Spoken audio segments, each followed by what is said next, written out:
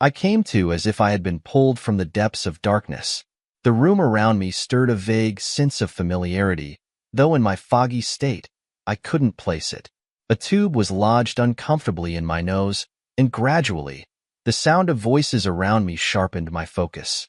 I heard my wife, Emma, urgently questioning someone dressed in a white coat. "How is he? What happened to him?" she asked, her voice full of urgency. I felt a flash of hostility toward her but couldn't recall why I was mad. The figure in the white coat responded, "We aren't sure what his problem is yet. We'll be doing a series of tests tomorrow to determine if there's any damage to his heart. For now, we'll keep him in the ICU tonight and monitor his condition. We're getting ready to sedate him, so he rests comfortably tonight. He'll continue on oxygen." I felt a prick in my arm, which felt restrained somehow, and in a few minutes, I slid back into the dark, comfortable void. When I woke again, it was morning. A nurse was adjusting an IV connected to my arm. I looked around and saw I was in an ICU. Emma was curled up in a chair by the window, sleeping. Again, I felt mild annoyance but couldn't remember why. The nurse noticed I was awake and spoke. "Good morning, Mr. Fisher. How are you feeling this morning?" "Groggy," I managed to rasp out. My throat felt dry. "Take a drink of this, and you'll feel better," she said, holding a straw to my lips. I took a swallow of water. The noise of our talking must have woken Emma. "David, are you all right, sweetheart? I'm so sorry for what happened." What had happened? I wondered in my fuzzy mental state. I tried to recall anything that would explain why I was here. Suddenly, I remembered the previous evening and what had triggered an uncontrollable rage. It was like a light bulb turned on in a dark room. "You!" I suddenly screamed at Emma. "Get the hell out of my sight." Emma looked at me with horror. Alarm bells went off around me, and the nurse was suddenly in a panic, trying to calm me down. "Mr. Fisher, please calm down." "Mrs. Fisher, you're going to have to leave immediately," she said as she adjusted a valve on the IV. Within seconds, I slid back into the dark void. The last thing I remembered was Emma sobbing as she left the ICU. When I woke again, it must have been about midday as the room was filled with sunlight. I heard my older son, Ethan's voice. "When can we find out how he is physically? The family is really concerned about his mental condition too." "He should be waking soon," the doctor responded. "As soon as that happens, we'll get him started on some tests to determine the condition of his heart and other vital signs. We should have a feel for his physical condition later this afternoon. As for his mental condition, I suggest you or a family member, except Mrs. Fisher, sit down and talk with him. From what I'm told, he's had a severe reaction to your mother. We're asking her to stay away until the problem in their marriage can be resolved. It might require a psychiatrist or marriage counselor." "All right, doctor. Thanks a lot. They'll be the spokesperson for the family in place of my mother." "I understand," the doctor said, turning toward my bed. "Oh good, Mr. Fisher. I see you're awake. We'll start the testing right away. Dad, how are you doing? Can I get you anything?" "Yes, you can. Keep your mother away from me and tell Peter Ford the first want to see him as soon as possible." "Peter Ford, your lawyer?" "Okay, Dad, if that's what you want. We'll try to get him to see you tomorrow, but you need to explain this to us. Mom is almost having a nervous breakdown." "I know, son. We'll try to talk with you later about it. How did this all start? Why am I so angry at my wife of 25 years? I have to go back 10 years when I discovered that my wife was having an affair. It just about destroyed me that the person I loved most in the world would betray me and our children. At the time, I thought we were happily married with 3 wonderful kids: Ethan, age 12, Isabel, age 10, and Noah, aged 7. I had a good job, and my very beautiful wife, Emma, age 35, worked part-time at an insurance firm as a teller. Prior to my discovery of her infidelity, I sensed something was wrong in our marriage. Then I noted the odd clues that made me suspicious. Our intimate life had dropped off to near zero. Looking in her purse for our checkbook, I discovered it in receipt, dated the previous Friday while I was out of town on business. I found a pack of protection with 2 missing, hidden in a secret compartment. This prompted me to look into her household finances while she was at work one Sunday morning. She normally looked after the finances and paid the bills, so I wouldn't have a reason to look into our records. I found that billings on one of our credit cards showed charges twice the previous month for the same in-out near the airport. The dates coincided with times I was out of town on business. If she was meeting a lover, I wondered why the hell she was paying for the room. Was her lover another woman? I also found her cell phone billings and found a number that had been consistently called that I didn't recognize. This was more than suspicion now, and I felt my chest begin to tighten, and I felt nauseous. I went into the bathroom and sat on the toilet seat to see if the feelings would pass. While I waited, I thought, is she really cheating on me? Why would she do it? Don't I give her enough of my love? Our intimate life was good, I thought. I was tormenting myself with unknowns. I had to find the truth. After a while, the feelings of nausea and stress passed, and I determined I would have to be careful in the future, or I'd have a heart attack. I made an appointment to see our lawyer, Peter Ford, the following Friday. I didn't say anything to Emma but tried to act normal. However, when she indicated she wanted intimacy, I couldn't respond to her and blamed it on the pressure of a new project at work. She seemed to accept that and appeared happy just to snuggle against me. On Friday, I took off from work and went to see Daniel. He was surprised that Emma might be involved in an affair but recommended that to be sure and have sufficient evidence of adultery, I should hire a licensed private investigator to collect the necessary information and pictures. He also advised me of my limited rights regarding custody of the children and recommended that it might be cheaper and better for the kids if I confronted her and got her to stop the affair to hold the marriage and family together. I agreed to consider all he told me but would go ahead and have a private investigator document the affair. As soon as I got back to my office, I called and made an appointment to see the investigator, Tom Allen, the next day. Sam proved to be sharp, and when I told him about the evidence I found, he indicated that my suspicions might be correct. Noting that the supposed tryst with a lover happened on days I was out of town, he asked when my next trip was scheduled. I told him that I was scheduled to be in Houston for a meeting on the following Friday and would be leaving Tuesday morning and returning on Friday. Seeing only one in was involved in the previous supposed trysts, he would concentrate his attention there but have an associate follow her to make sure, starting from the time I left on Tuesday. He also wanted permission to tap our home phone and place sound-activated audio recorders in her car and in the house. Then he asked if my wife knew about my upcoming trip, and I told him I just found out about it that morning and hadn't had an opportunity to tell Emma yet. In that case, he told me he wanted immediate access to her car and our house to install the recording devices, and I was not to tell her until he had them planted. I knew she was at work, and her car would be in the insurance firm parking lot, so we headed over there right away. He placed the sound-activated recorder under the driver's seat. Then we headed for our house where he tapped our phone and hid several wireless mini mics around the house with a receiver and recording device in an unlocked shed behind our house. This way, he told me, he could have an associate pick up the recordings daily while my wife was away from the house. I gave him a spare key to Emma's car when he asked and said an associate would replace the tapes there periodically. When he was done, he took down the number I discovered in Emma's cell phone log and said head check out who had the number. I then returned to work. That night after dinner, I told Emma about my planned business trip, and she acted sad that I'd be away again. I noticed that the tight feeling in my chest and my feeling of nausea was with me constantly now. I proceeded with my life as normal while waiting to hear from Sam. If she was acting the loving wife, I would have to act the loving husband. That weekend, I was intimate with Emma to keep her from becoming suspicious. What brought that on, sweetheart? We haven't been like that since before the kids were born. I thought I'd let you know how much I love you and recognize how much you mean to me and the kids. I really appreciate that, David. Sometimes I think I'm just being taken for granted. Anytime you feel you need a lift, honey, let me know. I appreciate everything you do to keep our marriage and our family together. Thank you, David, and I certainly will let you know. After that, she laughed. I'm going to miss you while you're gone. Keep me in your thoughts while you're away. I don't want you straying, honey. I've always been faithful to you, and I don't plan to stray.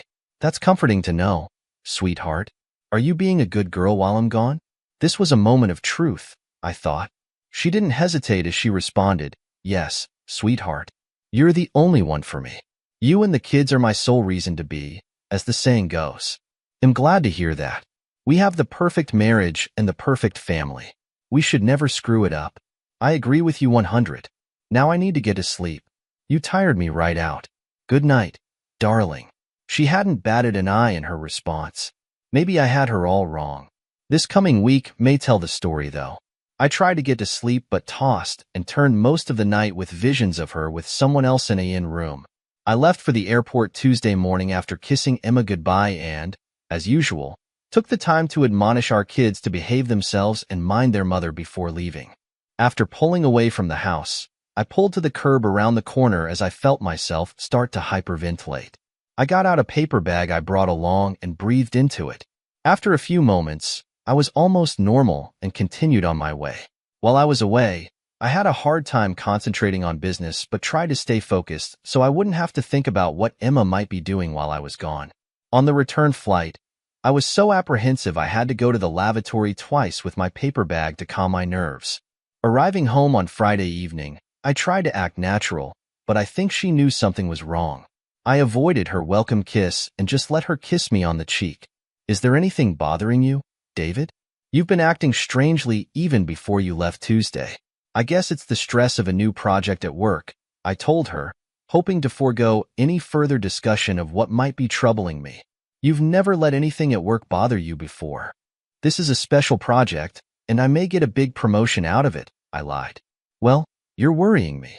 Would you like to take a Valium? They help me when I feel stressed. Okay, I'll try half a one first. My thought was that they might be better and less obvious than the paper bag. After taking the pill, I waited, and after a while, I felt myself coming back under control. I breathed a sigh of relief. Is that better, David? Yes, much better, thanks. Would you like to come up to bed now? I've sent the kids over to my parents for the night. It was a plain invitation for intimacy, but I didn't think I could respond, at least until ID heard from the PI and, after that, maybe never again. I'm really tired, honey. ID just like to go to sleep. Okay, honey. She did look disappointed and worried. I didn't know whether she was worried about my health or that I suspected something. Maybe the PI would find nothing was wrong, and this would all go away. I woke early the next morning, showered, and dressed for work. I hadn't slept well due to nervous energy, so I guess the Valium had worn off. Before leaving the house, I found her pill bottle and took several Valium with me. After downing another half pill, I stopped at an overnight diner and had breakfast and a cup of decaf coffee, and then was ready for work. About 9, I couldn't wait anymore and, after closing the door to my office, phoned Sam to find out what had happened while I was gone. Sam, this is David Fisher. What can you tell me about the last few days regarding my wife? Mr. Fisher, I was just going to call you. Can you come into my office this morning? I'll give you a rundown on what we found so far. I can be there in 15 minutes, Sam. Okay, I'll be expecting you. Taking another half Valium, I told my secretary I'd be gone for an hour and to call me on my cell phone if anything came up requiring my immediate attention. When I got to Sam's office, his secretary waved me in. Sam stood and reached across the desk to shake my hand. I guess you're anxious to know what we found out, he said. So, I'll get right to it. Your wife is having an affair, he told me without preamble. Oh God, I was afraid of that, I said, falling into a chair in front of his desk. I'm afraid it's more than an affair. She's totally in with her lover and appears to submit to him and others sexually and with pain as a primary motivator. He began to lay out a series of still photos on his desk in front of me. I saw my wife of 13 years naked on her knees in front of him, bound to a bed with a large whip, finally a picture of her with 2 men while she was on her knees. Now I knew why I hadn't seen her naked body for a while. I was suddenly sick and had to run from Sam's office down the hall to a toilet where I heaved up my breakfast and more. It took some time to recover, and I popped another half Valium before returning to Sam's office. His secretary looked at me sympathetically when I returned. Sorry about that, I spoke. He had picked up the pictures while I was gone and placed them in an envelope. These are preliminary until I hear from you regarding how much more you want us to do. We also have a video of the entire evening on Friday, he told me, handing me the envelope. When you think you're done with our services, we'll prepare a final report for you and a copy for your lawyer. By the way, we found out that her master is James Smith, a vice president at the insurance firm where she works. I was still in shock, but the Valium was keeping me calm now, and I could think with some clarity. All right, Sam. I'll let you know. Right now, I've got to sit down and think about my options. I understand. We'll be waiting to hear from you. I headed back to my office for some quiet time for soul-searching. Back in my office, I told my secretary I didn't want to be disturbed and went into my office and closed the door. I had to make a decision that would impact our marriage, my family, and our kids. I sat in my office the rest of the day without leaving, even for getting lunch. My secretary knew something was bothering me and suspected correctly that it had to do with problems at home. She peeked in a couple of times to see how I was doing, and my boss came down to talk when he heard ID gone incommunicado. David, I know you've got some problems, and if there's anything I can do, let me know. Why don't you take the rest of the day off and go home? Thanks for your concern and offer, Martin, but I can't think better here by myself. I understand. We all wish you the best, he told me as he closed the door and left. I sat there until my normal quitting time, and by then, ID worked out in my mind what I had to do. On the way home, I took another half Valium and was quite calm when I entered our house. Emma met me at the door and tried to kiss me, but I dodged away. David, she exclaimed, what's the matter? Emma, we've got to talk. I'm going to take the kids over to your parents for a while, and we can have our talk when I return. She became quite pale and looked at me with fear in her eyes but murmured, all right, David.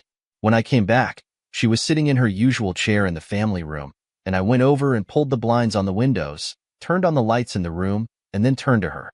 Emma, get up and take off your clothes. She looked at me, shocked. What? You heard me. Get up and strip. Now. Oh God. Oh God. You know.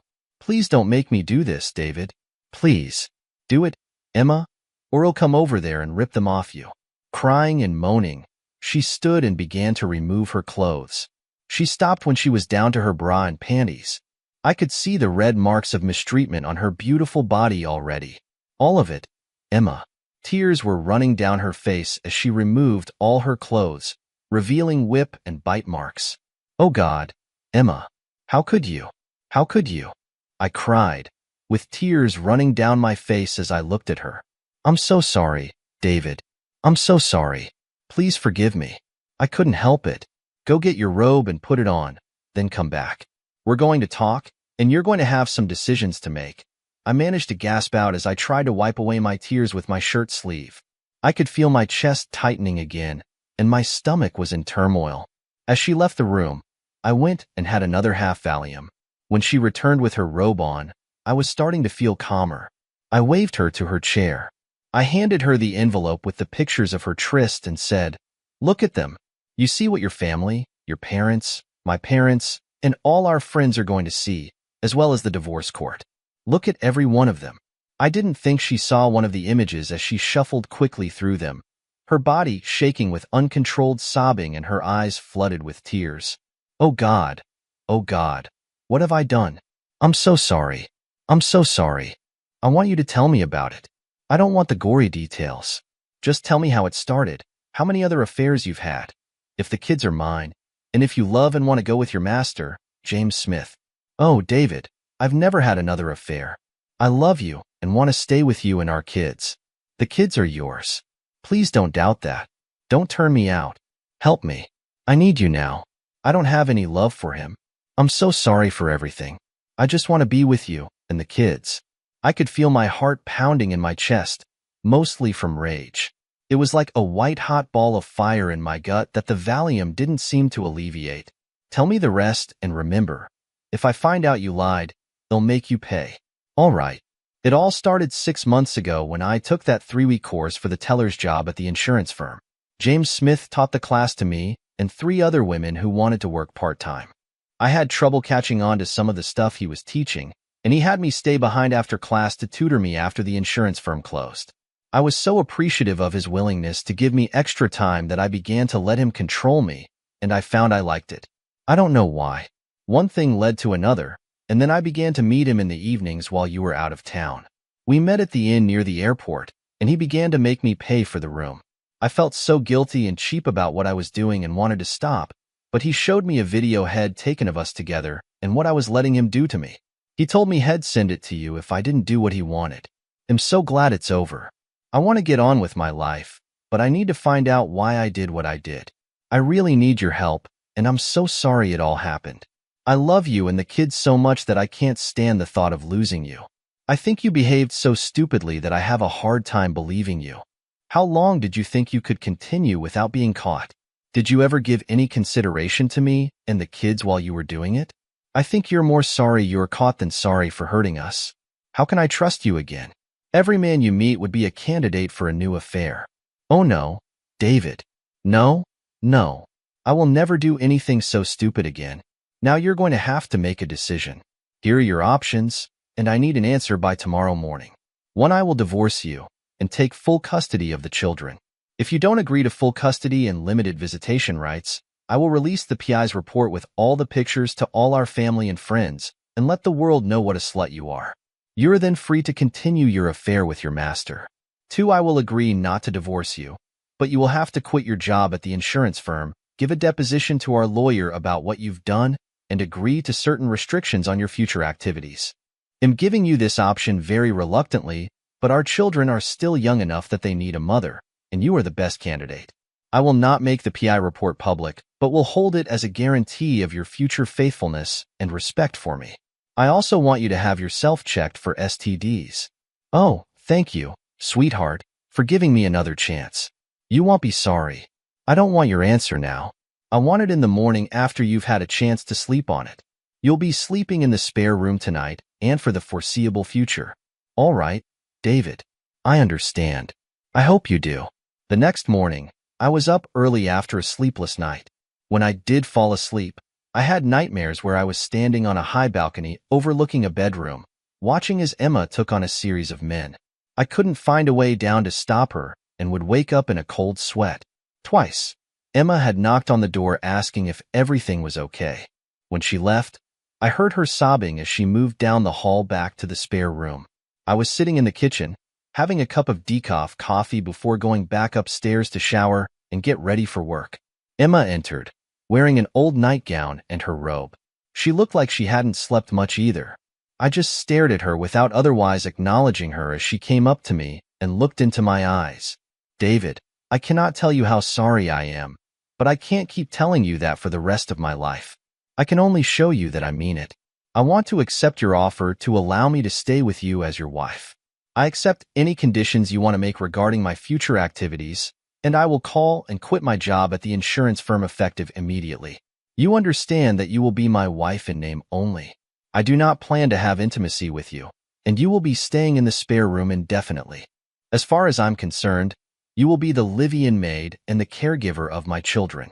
You will receive a weekly stipend as a maid and an allowance to purchase groceries and other items needed to run the home. I understand, and I will make up some excuse to tell the kids why I'm sleeping in the spare room. Good.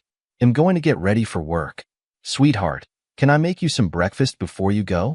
By the way, you have lost the right to call me sweetheart or any other terms of endearment.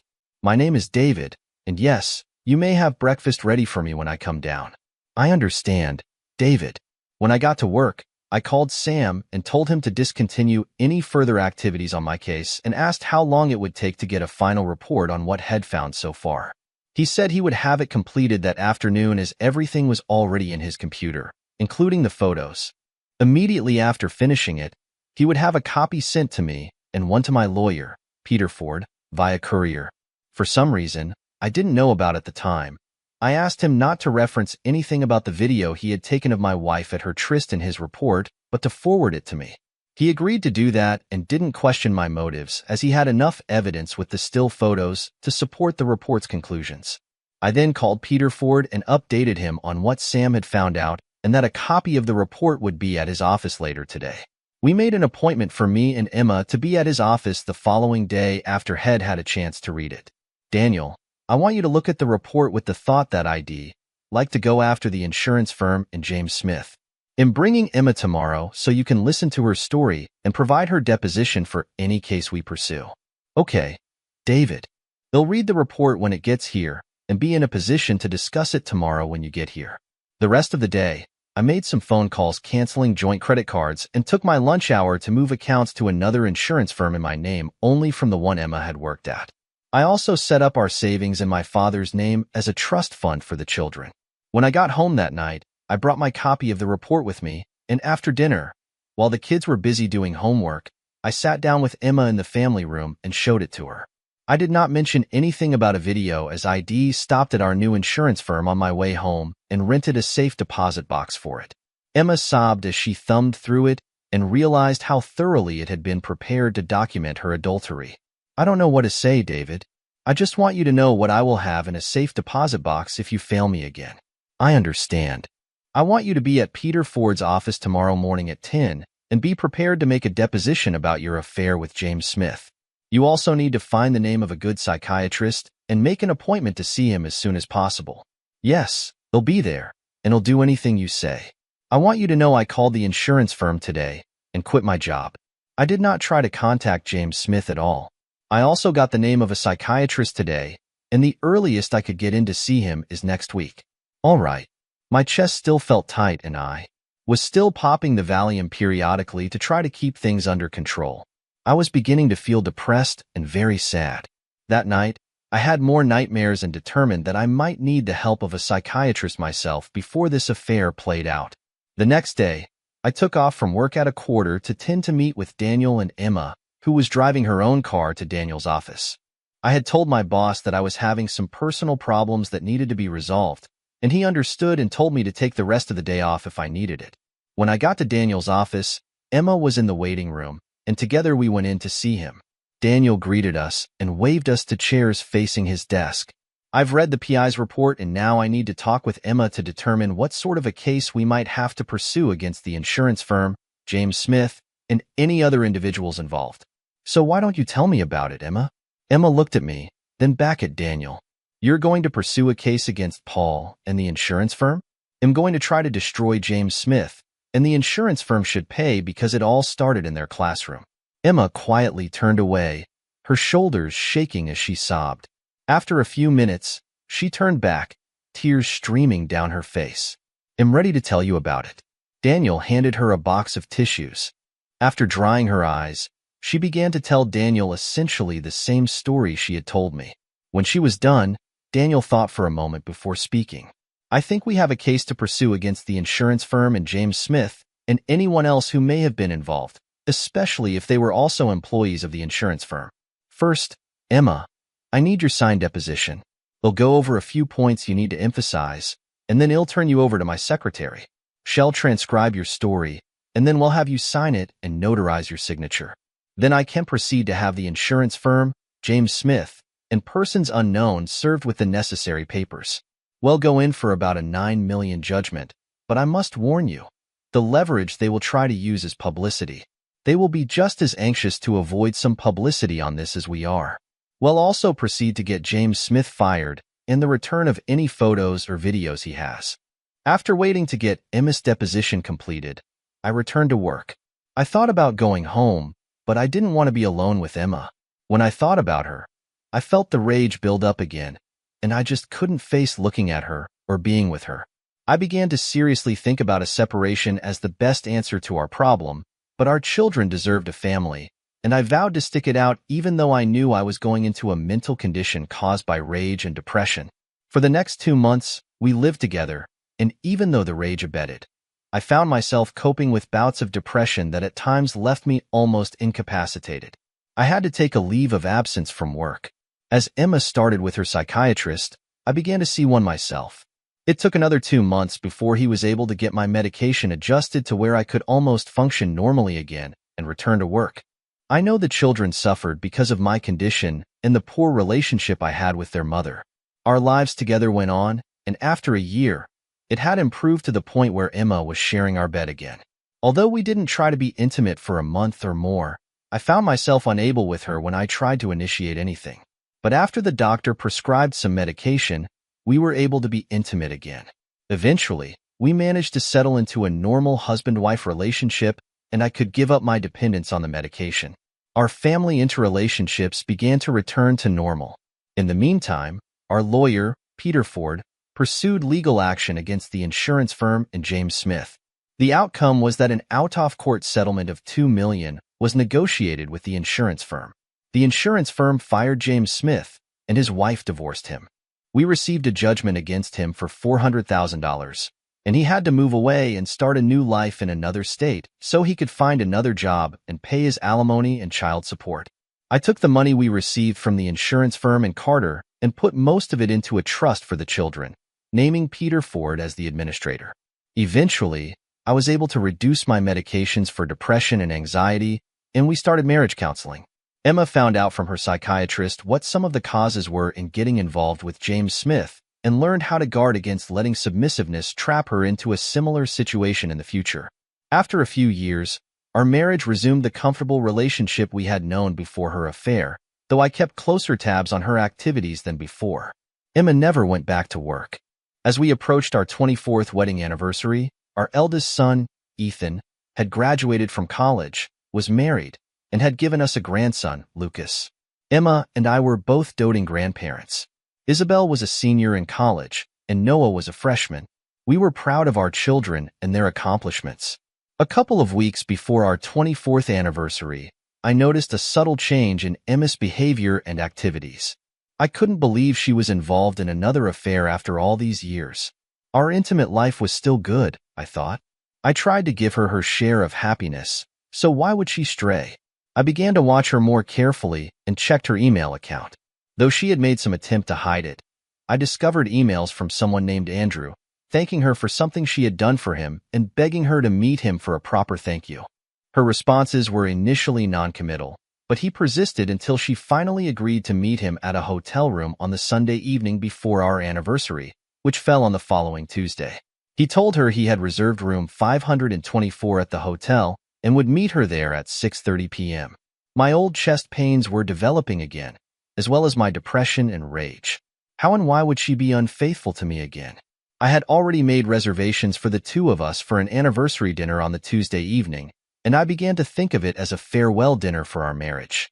I decided I wouldn't hire a PI this time, but would just go and confront her with her lover at the hotel, and then go from there. Sunday morning, she told me that she had to go to the hospital that evening for a couple of hours to visit a sick friend. Trying to act as naturally as I could, I acknowledged her information with a nod and went back to reading the morning paper. The day passed slowly, and I had to dig around until I found my old container of Valium to keep myself calm. About 6, Emma took off, and after waiting half an hour, I followed her to the hotel. When I got there, I mulled over how I was going to gain entry to the room she was using. I found an old baseball cap and jacket in the trunk of my car, took them with me, and went into the hotel. It was an upscale hotel and sold cut flowers in the shop off the lobby. I bought a large bouquet and took the elevator to the 5th floor. Finding room 524, I donned the cap and jacket, and holding the flowers in front of my face, I knocked on the door. I felt my heart pounding in my chest as I waited. I was a nervous wreck. "Who is it?" I heard Emma ask through the door. "Flower delivery, ma'am," I answered, trying to disguise my voice. I heard the door unlatch, and she looked out. "I didn't order any flowers." "You must about that time." I dropped the flowers and pushed my way into the room. "Where is he?" I demanded. "Oh, David, you're right on time. There isn't anyone. I just did that to get you down here. The kids are putting on an anniversary dinner for us tonight, and they wanted to surprise you. Now put on your suit on the bed there." I went over and looked in the bathroom to confirm she was alone. Then I spun around to look at her as she stood, smiling at me. My mind was numb for a few seconds, then something snapped, and I felt the rage building up that seemed to overwhelm me. What the hell had she done? She knew the problems I'd had years ago getting over her affair. Why did she use a similar situation to get me down here? Just as I was about to lay into her, everything started to go black, and I felt myself falling and sliding into a deep hole. I heard Emma cry, "David," before everything went black. So now it was the next day, and I was in an ICU unit at the local hospital. I was introduced to a series of tests that morning, and while waiting to hear the results, I visited with my son, Ethan. Isabel and Noah were home looking after their mother. "Dad, Mom is being sedated. She doesn't understand why you're mad at her and why you want to see her." "Ethan, I'm seriously considering divorcing your mother. That's why I want to talk with Peter Ford." "Why, Dad? Why? What did she do to make you want to do that?" "Do you know how your mother got me to the hotel?" "No, she just said she'd get you there." Before I begin the story, Can you tell me how come your mother was brought in on the anniversary dinner plans? She found out when Noah inadvertently left the folder with our hotel price quotes and other material that pretty much told what we were planning. So we decided to surprise you anyway. She said she'd be responsible to have you in the banquet room by 7, so we left that part up to her. Well, it all goes back to when you were 12 years old. You didn't know it at the time, but I discovered your mother had an affair that was very sordid. Subsequent to that, I had essentially a complete mental breakdown and was out of work and in therapy for months. I was thankful that the company where I work held on to my job until I could get back on my feet. I never really forgave your mother for that, but over time we became fairly comfortable with one another again. I used to have almost uncontrollable rages against your mother and, at times, despaired of resuming a relationship together. It's taken a long time to get over it. In order to get me down here, your mother decided to invent a new lover that she was going to have a tryst with at the hotel Sunday evening. I fell for it, and when I went to the hotel room to confront her and her lover, all my old mental troubles and now possibly heart problems reappeared. I'm so mad at her that if I weren't sedated, I'd probably die or kill her. I can only assume that your mother, being a normal, rational individual, had to realize what would happen and was hoping I'd have a heart attack and leave her with all our assets and no one alive to tell about her affair. Gosh, Dad, we were never aware of this. I remember when I was a kid, you were sick for a long time. I didn't know until now what the problem was. It's hard to believe she would deliberately do something like you're suggesting, but I can't see how she could ignore your previous problems. Well, if I go for a divorce, I plan to bring out the whole story for the world to know. But I will give your mother a chance to tell me in a few days why she tried to get me up to that hotel room that way. There were other options she could have used to accomplish the same thing. Dad, I hope this doesn't have to come to a divorce. I hope you think about it rationally. I guess it's going to depend on how rational a story your mother gives me. Later that day, the cardiologist came to the ICU. My son, Noah, was with me. Mr. Fisher, I have good news. Your heart is fine, and we can move you into a regular room for the night. You can go home tomorrow. It appears that you've had some sort of shock to your system that caused you to pass out. From your records, it looks like you have a history of mental stress, and you should probably seek psychiatric help to determine the cause of your problem. If you continue to have the stress you're under, you're apt to develop some heart problems. Thanks, doctor. Going home is a mixed blessing in my case because that's where the source of my problem resides. Well, you will have to work that out, possibly with marital counseling. I've been that route. It didn't take. All right, then, but as far as my professional opinion is concerned, you're physically able to leave the hospital. You should find a way to avoid a repetition of what caused your problem. Thank you for your assistance, doctor. After the doctor left, I turned to Noah and asked, do you know whether Ethan got hold of Peter Ford? Oh, I forgot to tell you, Dad. Mr. Ford will see you as soon as you're able. I'll call and see if I can get in to see him tomorrow morning after I've checked out of the hospital, I said, reaching for the phone. I was able to make an appointment with Daniel for 10 the following morning. Then the nurse arrived and began to get me ready to be moved out of the ICU. After checking out the next morning, Ethan drove me to Peter Ford's office, where we went into conference with him. I hear you've had some of your old problems come back, David, he told me after our greeting. Yes, and now I'm going to have to do something about it. I thought I'd put the early episode to bed, but she's done something that's brought it all back, and I'm not sure if she did it deliberately. Then I told him what had occurred to cause my problems. So what do you want to do, David? I'd like you to start proceedings toward a divorce on the grounds of adultery. Adultery? Do you have some new evidence that she's having another affair? No, I want to proceed based on the affair she had 14 years ago. I don't know whether the judge will go along with that, David. You've been living with Emma for 13 years now in what he would assume is a harmonious marriage.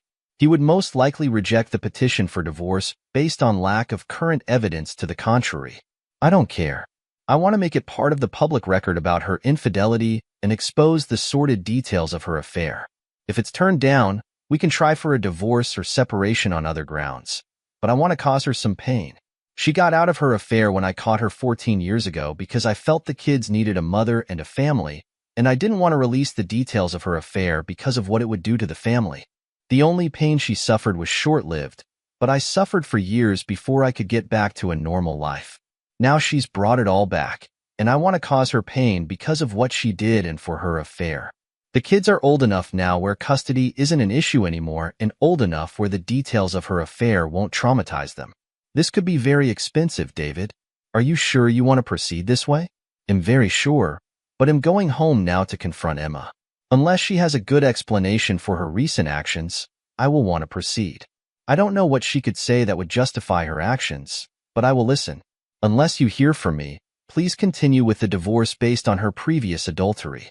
Okay, David, I'll go with your instructions. Thanks, Daniel. We left Daniel's office and headed home to meet with Emma. When we arrived at the house, Ethan and Noah met us outside, and we all went into the house together. Emma was sitting in the living room, waiting for us. She looked like hell, and I was glad to see her in pain finally. I waved the kids to seats as I spoke to her without going near her. Hello, Emma, I said as I sat in a chair across from her, trying to remain calm and unemotional. Hello, David, she responded, tears running down her face. Ethan has told me why you're mad at me and what you want to hear from me. I wish I had some rational reason for what I did. I should have known better, but I didn't. I was just thinking about it as a big joke that we could laugh about later. I can only ask that you forgive me for not using better judgment in doing what I did. I just didn't anticipate the repercussions of my actions.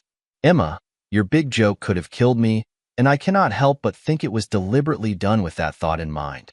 Oh no, David, please don't say or think that. I love you and looked forward to growing old together with you. Why would I want to kill you? You have a funny way of showing love for someone. I see your motive for doing it as a way to ensure keeping the details of your previous affair secret forever if I were gone. You would then have our marriage assets to yourself and could pursue your kinky sexual urges without remorse. Oh no, David, please don't accuse me of that, not in front of the kids. I have no inclination to get involved in anything like that again, and I don't have a need for more money. I do hope that the report of my affair never comes to light, but I would never try to kill you to keep it secret. The kids are old enough now to know about our problems, so they can avoid our mistakes in their future. The thing is, I can't keep going through life worrying about you having another affair, and I keep thinking that I, as the wrong party in all this, have taken the brunt of the hurt for your actions. Maybe I'm coming across as doing this for revenge, and maybe that's what I need for closure, but you so wantonly forgot the difficulties I experienced after your affair and the months and years of therapy I went through to overcome it that it just about blows my mind that you would do what you did.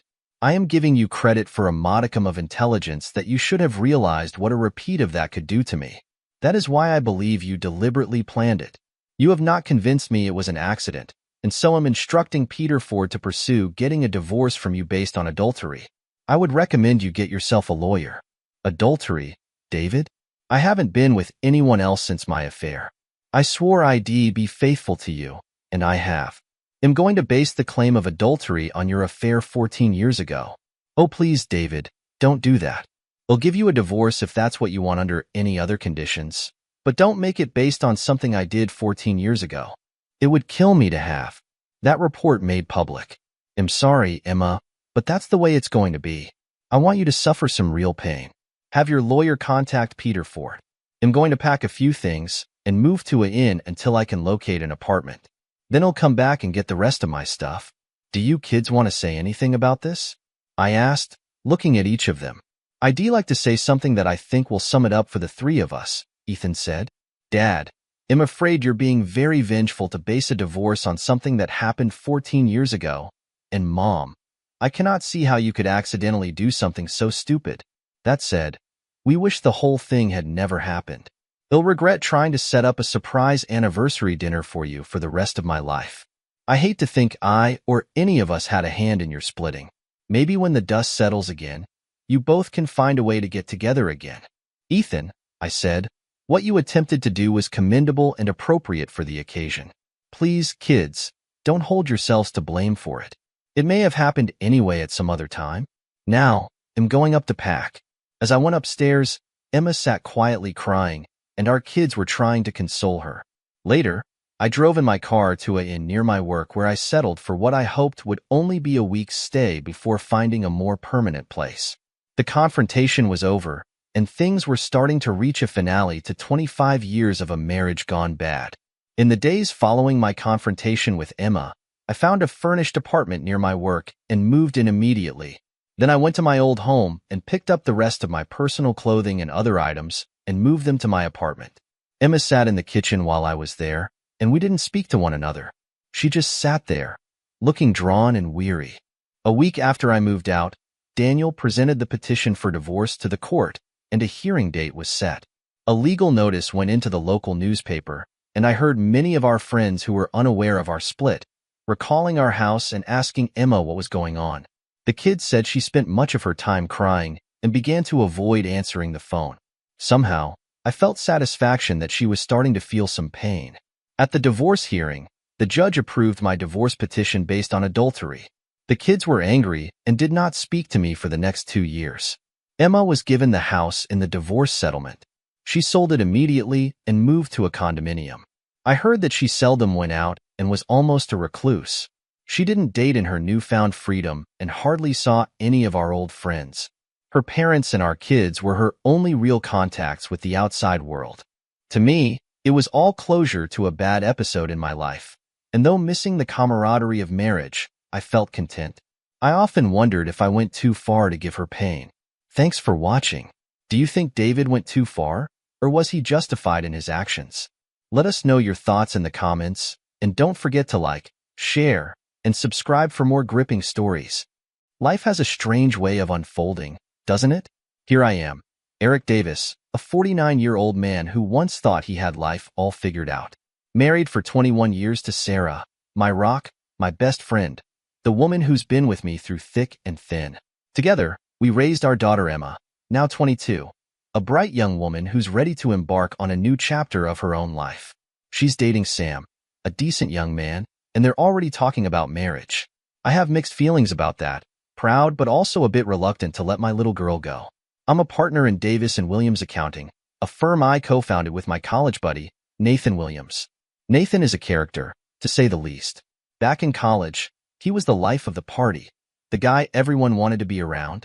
He hasn't changed much, still unmarried, still a womanizer. Sometimes, I wonder how he keeps up with it all, juggling his extracurricular activities while helping run a multi-million-dollar firm. I guess that's Nathan for you, charming, brilliant, and maddeningly irresponsible at times.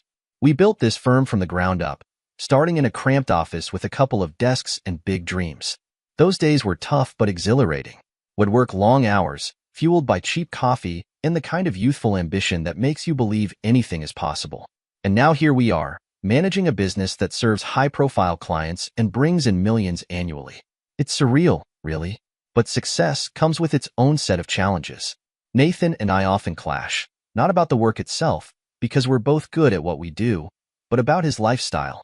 I worry that one day his antics could tarnish the reputation we've worked so hard to build.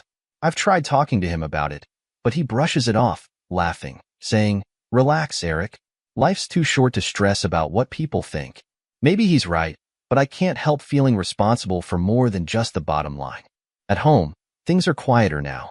Sarah and I have more time to ourselves since Emma moved out for college, though she visits often. It's strange, the shift from being hands-on parents to just being us again. Sarah's my anchor, the one who keeps me grounded when work gets overwhelming.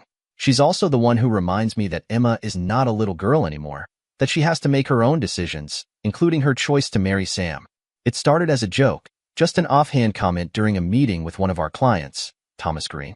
Thomas is a brilliant guy, though a bit of an oddball, the kind of person you'd expect to see in some sci-fi movie, hacking into a government database.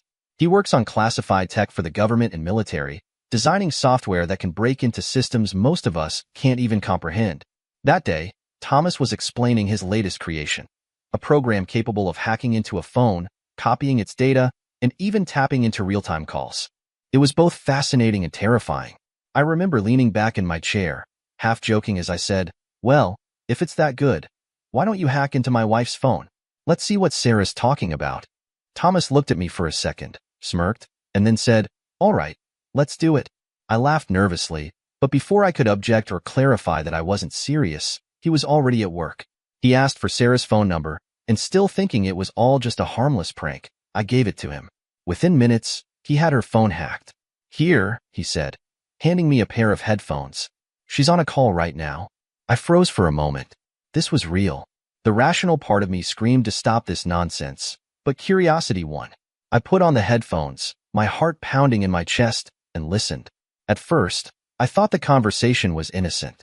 Sarah was talking to Nathan, my business partner and supposed friend. She mentioned Emma's upcoming wedding, saying it was scheduled for the 14th of next month. I felt a flicker of pride. It's not every day your daughter gets married. But then her tone shifted, and her next words hit me like a freight train. Nathan, you know she's your daughter. My breath caught in my throat. Did I hear that right? I strained to listen as they both laughed, the sound twisting like a knife in my chest. Well, Nathan, he said, his voice dripping with mockery, guess I got the best of both worlds. Made you mine and got that idiot to foot the bill for 18 years.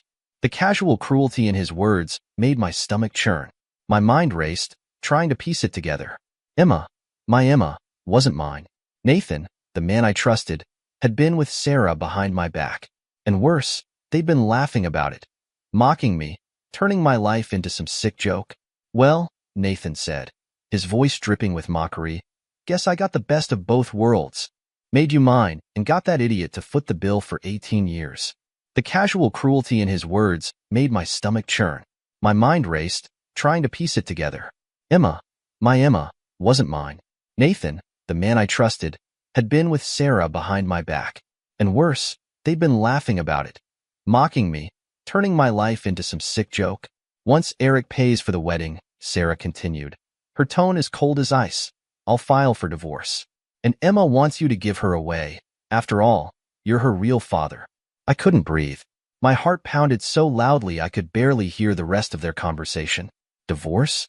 She'd been planning this all along, using me as a means to an end, a wallet to fund her perfect little fantasy. And Emma, she knew? Had she been in on this? The thought made my hand shake. I couldn't believe the betrayal, the lies, the manipulation, the utter disregard for everything we'd built together.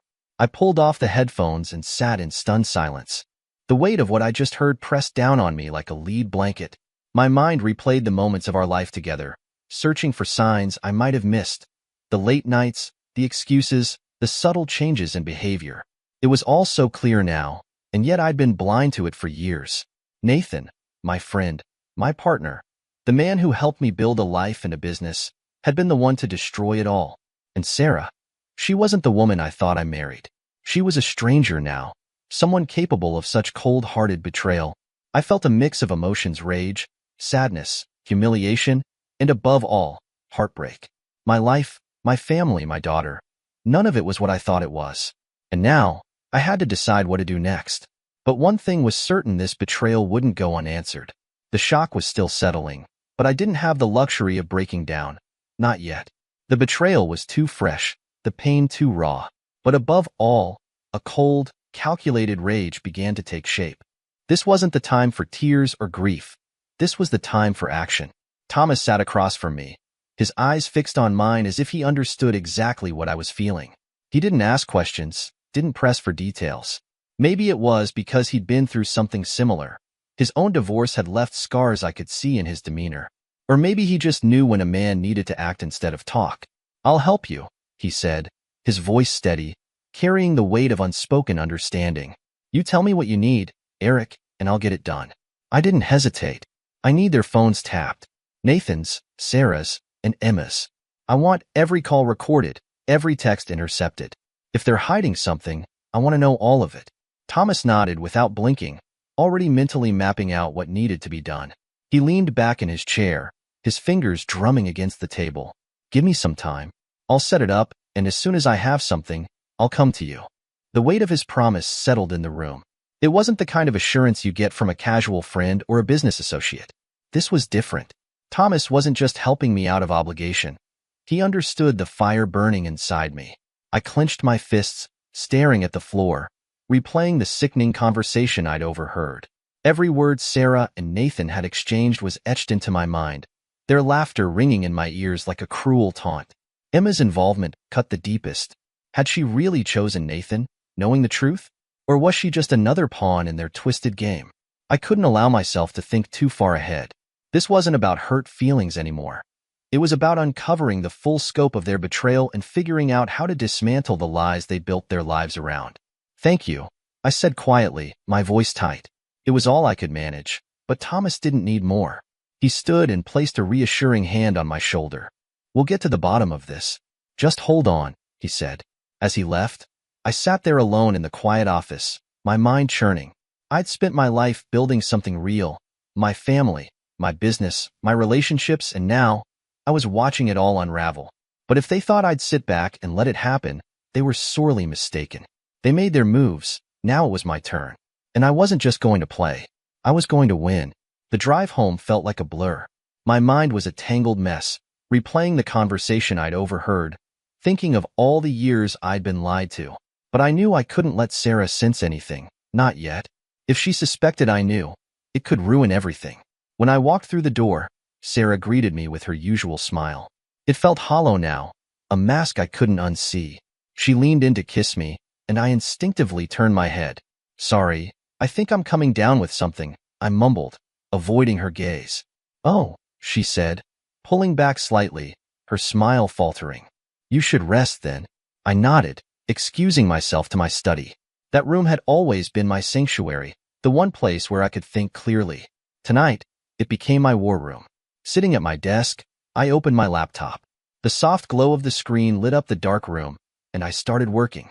The first thing I did was draft a few documents, ones I'd been too naive to ever consider before: separation agreements, prenuptial reviews, and detailed asset lists. I sent everything to our company lawyer, marking it urgent. He didn't need the full story yet, just that I needed these preparations in place.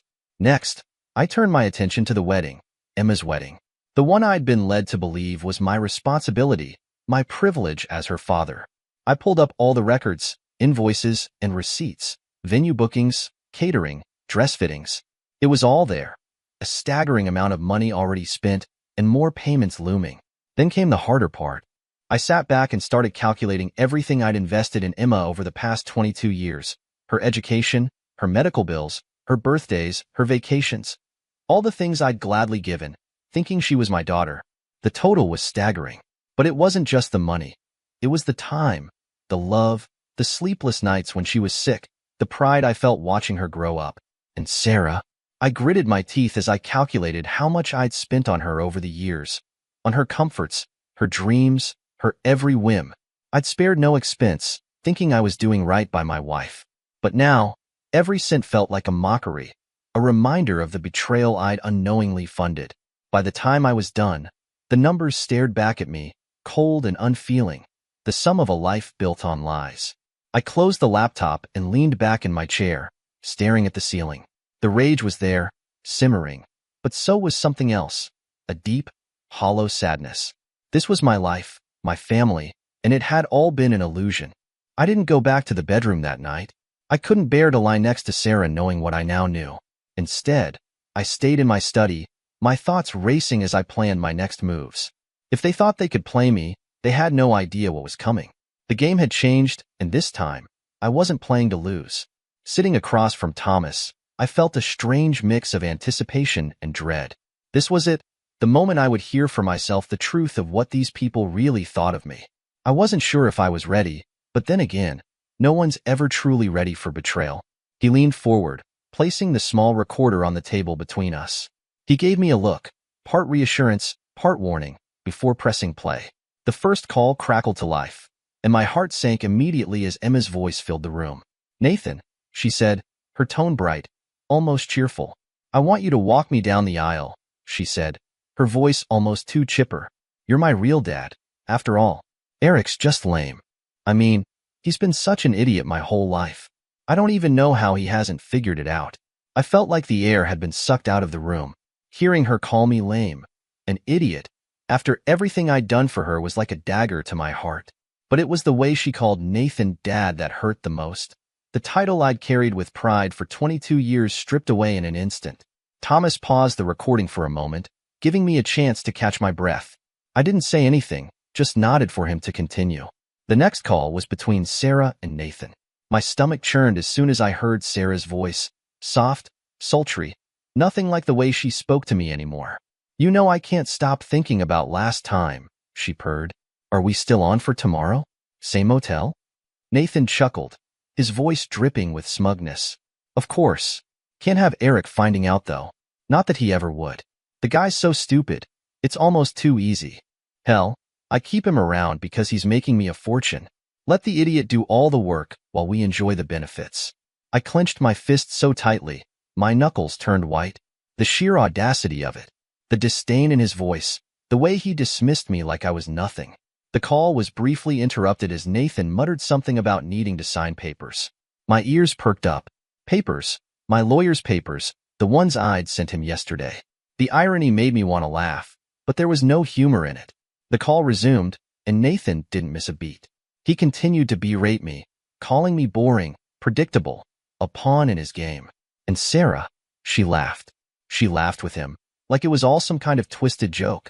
When the recording ended, the room fell silent. Thomas didn't say anything. What could he say? The betrayal was laid out in brutal detail, every word another stab in the back. I sat there, staring at the recorder, the weight of it all pressing down on me. Emma, the daughter I'd raised with love and pride, saw me as a joke. Sarah, my wife of 21 years, had not only cheated but conspired against me with my best friend.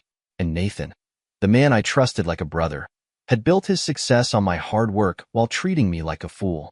I took a deep breath, trying to steady myself.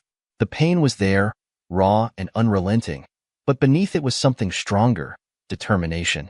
They thought they'd won. They thought I was blind, weak, a pawn to be played. But they were wrong. This wasn't over, not by a long shot. The next day, I met Ray at a dimly lit bar on the edge of town. The place had an old-world charm, the kind of spot where people came to drink away their problems or seal deals best left in the shadows. Ray was already there when I arrived, sitting in a corner booth, nursing a glass of whiskey. He was a towering man with a thick Irish accent that made his words hit harder. His reputation preceded him, both as a mobster and one of my more colorful clients. He gave me a knowing look as I slid into the booth across from him. Eric, he said, his voice low but steady. I don't usually see you in places like this. What's on your mind, mate? I didn't waste time with pleasantries. I laid it all out, the betrayal, the lies, the recordings. Ray listened intently, his expression growing darker with each word. By the time I finished, he leaned back and took a long sip of his whiskey. Nathan, Sarah, and even your girl Emma. He shook his head almost in disbelief. That's a hell of a knife they've stuck in your back. You want me to take care of it? I knew what he meant.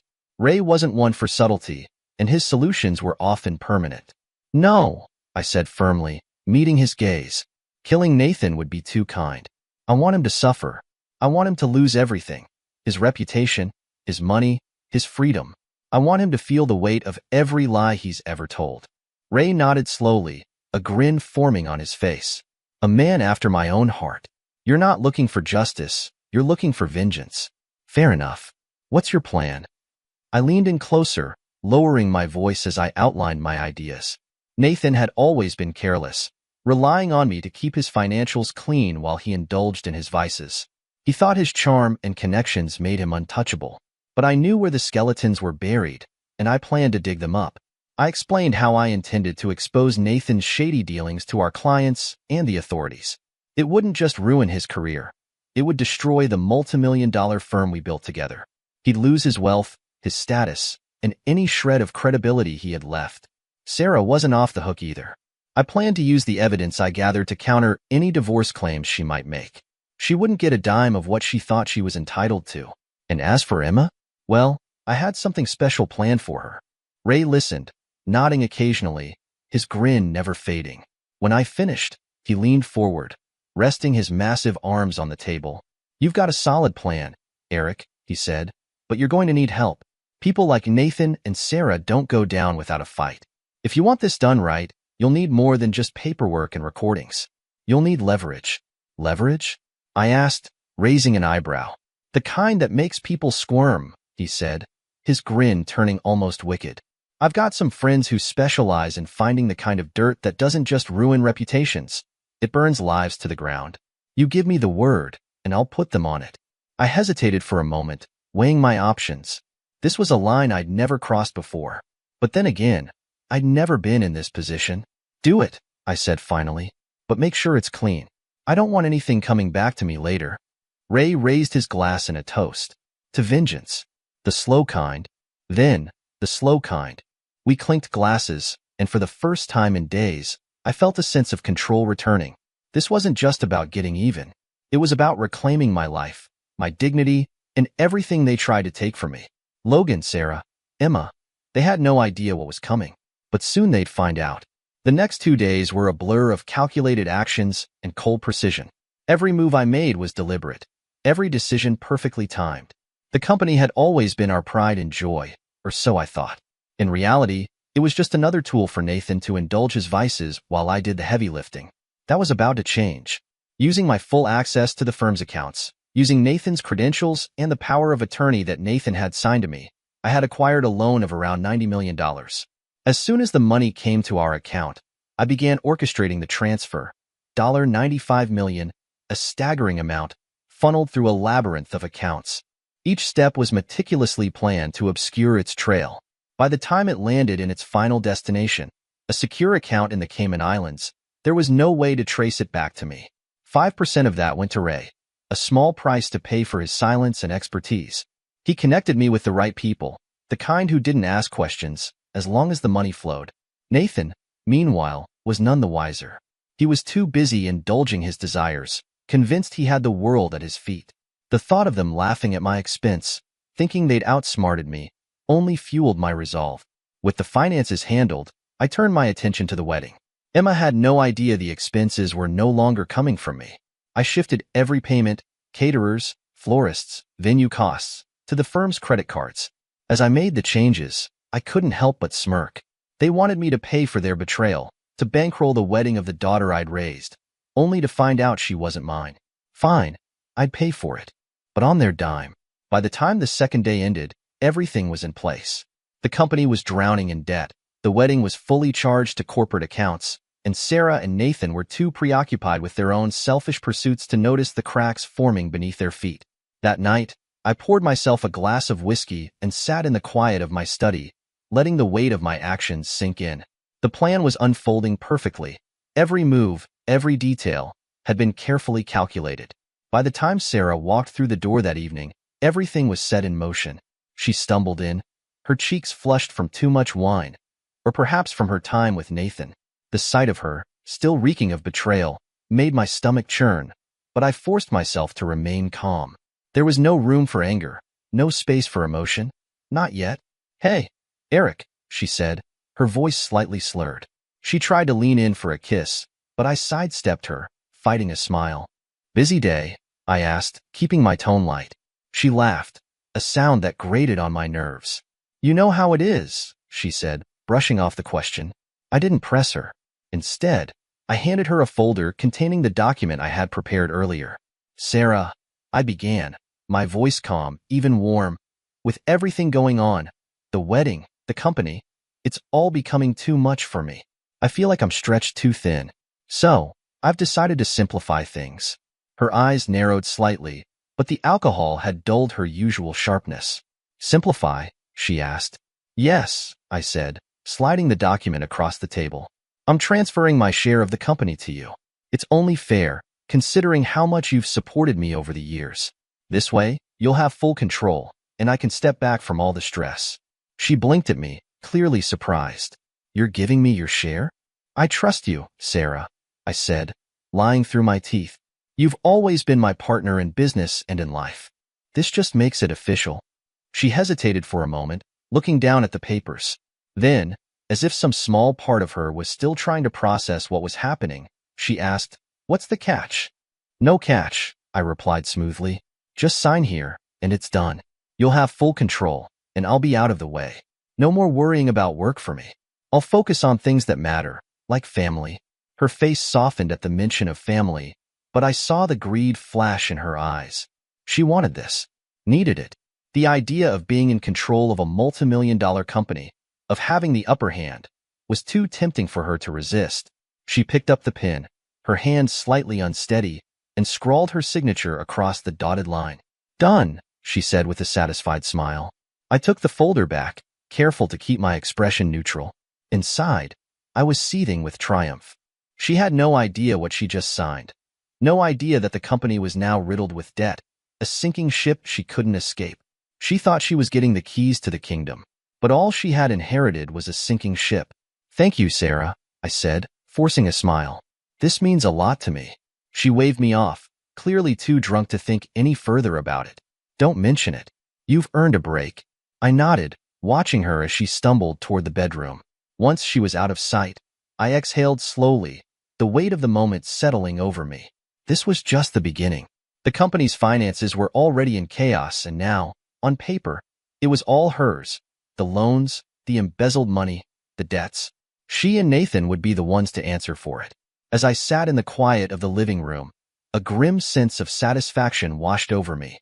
They thought they were pulling the strings, that they were in control, but they had no idea the trap was already closing in around them. This wasn't just revenge, it was justice. They had taken everything from me, my trust, my dignity, my family. Now, I was taking it all back. The next day dawned with an eerie calm, the kind of stillness that comes before a storm. I went about my morning routine as if nothing was out of the ordinary, but inside, I was anything but calm. My plan was advancing swiftly, and today was pivotal. Sarah and Nathan had their usual rendezvous planned, an inexpensive motel that had become their haven for deceit. This time, though, it was my stage, and they were the unwitting performers. Ray had ensured the room was set up perfectly, every angle covered, each camera discreetly placed to capture the sordid spectacle in crystal-clear high definition. Nothing was left to chance. When they arrived, giggling like teenagers, the cameras rolled, recording every act of their betrayal. They put on quite the performance, better than I expected. Watching the footage later would be a necessary evil, but for now, it was enough to know it existed. By the time they left, sweaty and smug, they had no idea their little escapade had been immortalized. The files were securely saved and sent to Ray for safekeeping. That same evening, Emma was out with her friends when she met Leo. Leo was a master at his craft, a man whose charm was as lethal as a blade. Ray had hired him with one goal in mind: to expose Emma's true nature, to strip away the illusions she had so carefully crafted. Leo was relentless and methodical. The way he worked his charm, within minutes, he had her hooked, flattered, intoxicated by his attention, and ready to follow him anywhere. He showed off just enough wealth to dazzle her, flashing smiles that made her heart race. By the time he led her to his hotel room, she was practically begging for him. The cameras hidden in the room captured everything. The way she threw herself at him, the way she abandoned every pretense of loyalty or dignity. Her moans, her sighs, her laughter, all of it recorded in high definition. The footage was damning, even more so than I had anticipated. This was no innocent mistake, no moment of weakness. It was a complete betrayal, a final confirmation of the lies I had been living with for far too long. As I sat in my study that evening, knowing both Sarah and Emma had been exposed for who they truly were, I felt a strange mix of emotions.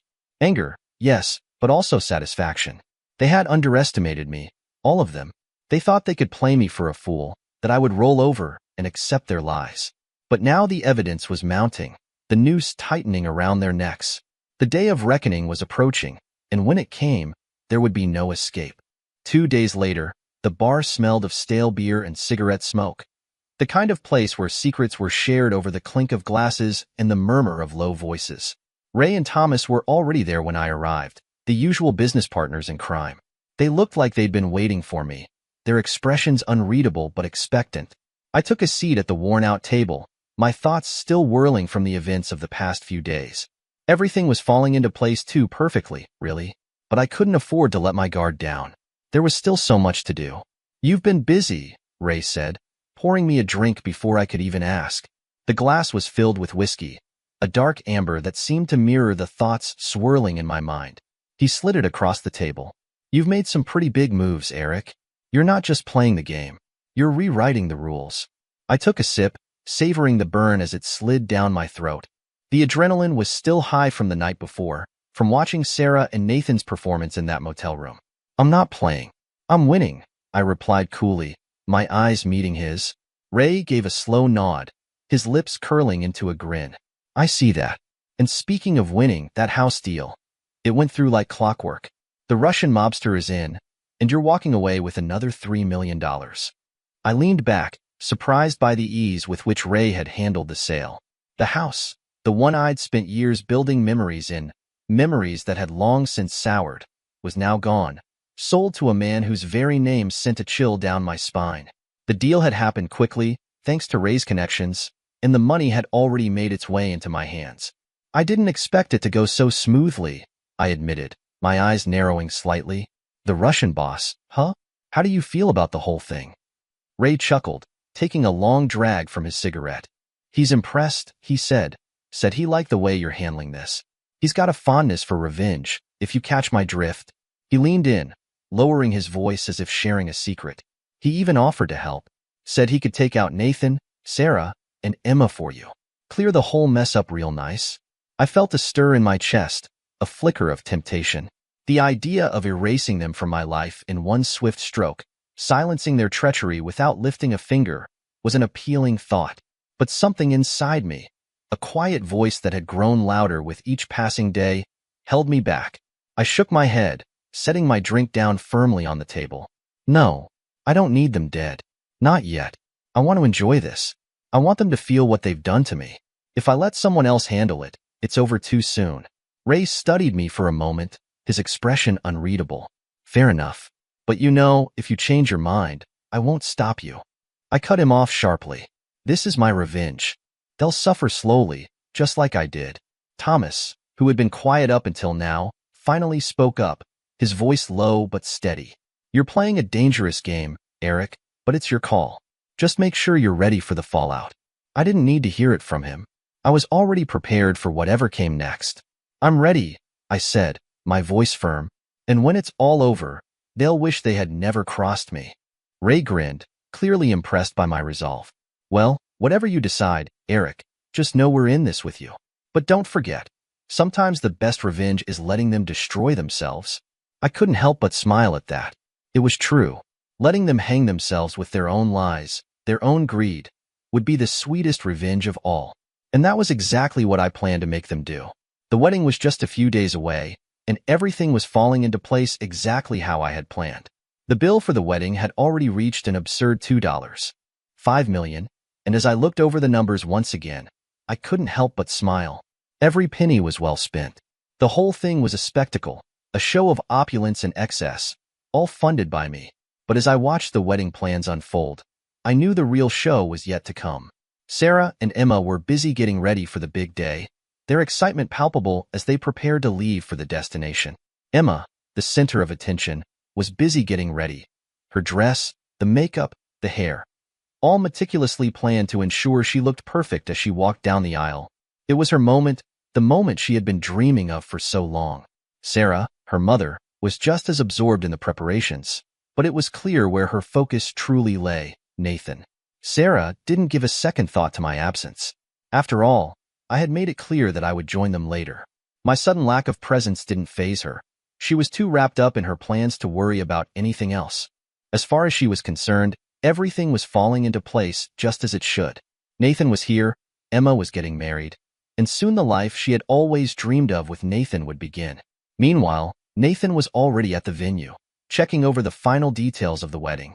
He was the kind of man who took control, overseeing every minute aspect of the event, making sure everything was perfect.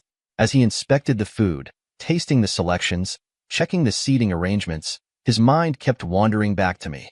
It had been over a month since he'd seen or spoken to me. Strange, Nathan thought to himself as he tried calling me. He let the phone ring a few times, waiting for an answer, but there was nothing. The line went straight to voicemail. He tried again, frowning. What the hell's going on? He muttered, but my phone remained switched off. It was unusual. I had always been the type to keep in touch, especially when it came to important matters like a wedding. But Nathan brushed it off. Maybe I was just being distant, he reasoned. Just a little aloof, the big-time idiot. Nathan wasn't the kind of man to dwell on these things. He had a wedding to prepare for, and his attention quickly shifted back to the details of the day. He tasted the food one more time, ensuring the flavors were just right. His mind was occupied with the finer points, making sure everything was in its place for the grand spectacle ahead. He didn't have time to dwell on my absence, but somewhere deep down, something didn't sit right. He couldn't shake the feeling that something was off. He had a nagging suspicion, an instinct telling him that my silence wasn't normal, but he dismissed it. After all, what could be so important that I would suddenly vanish for over a month without a word? It was probably nothing, he reasoned. Sarah, who had been busy with last-minute touches of her own, was unaware of Nathan's brief moment of hesitation. She wasn't concerned with my absence. She had made her peace with her marriage to me long ago. Now, all that mattered was that Nathan was here, that their future was within reach, and that Emma's wedding was going according to plan. As Nathan went through the motions, making sure everything was perfect, his thoughts about me slowly faded into the background. He was content, focused on the task at hand. He didn't know it yet, but the calm he felt now would soon be shattered. The world that he, Sarah, and Emma had carefully constructed around themselves was about to unravel in a way they never saw coming. Meanwhile, my absence, the missing pieces in the puzzle, were already set into motion. The silence spoke volumes, but the fireworks were still pending. The wedding was in full swing. The guests gathered in anticipation, the music playing softly in the background, and Emma was ready for her big moment. She stood at the back of the venue, dressed in her stunning white gown, the picture of perfection. The moment she had dreamed of was finally here. But something was missing. Her father, me, was nowhere to be found. Sarah, bustling with last-minute instructions to the wedding staff, tried calling me. Her hands trembled as she dialed my number again, only for the call to go straight to voicemail. Her heart skipped a beat.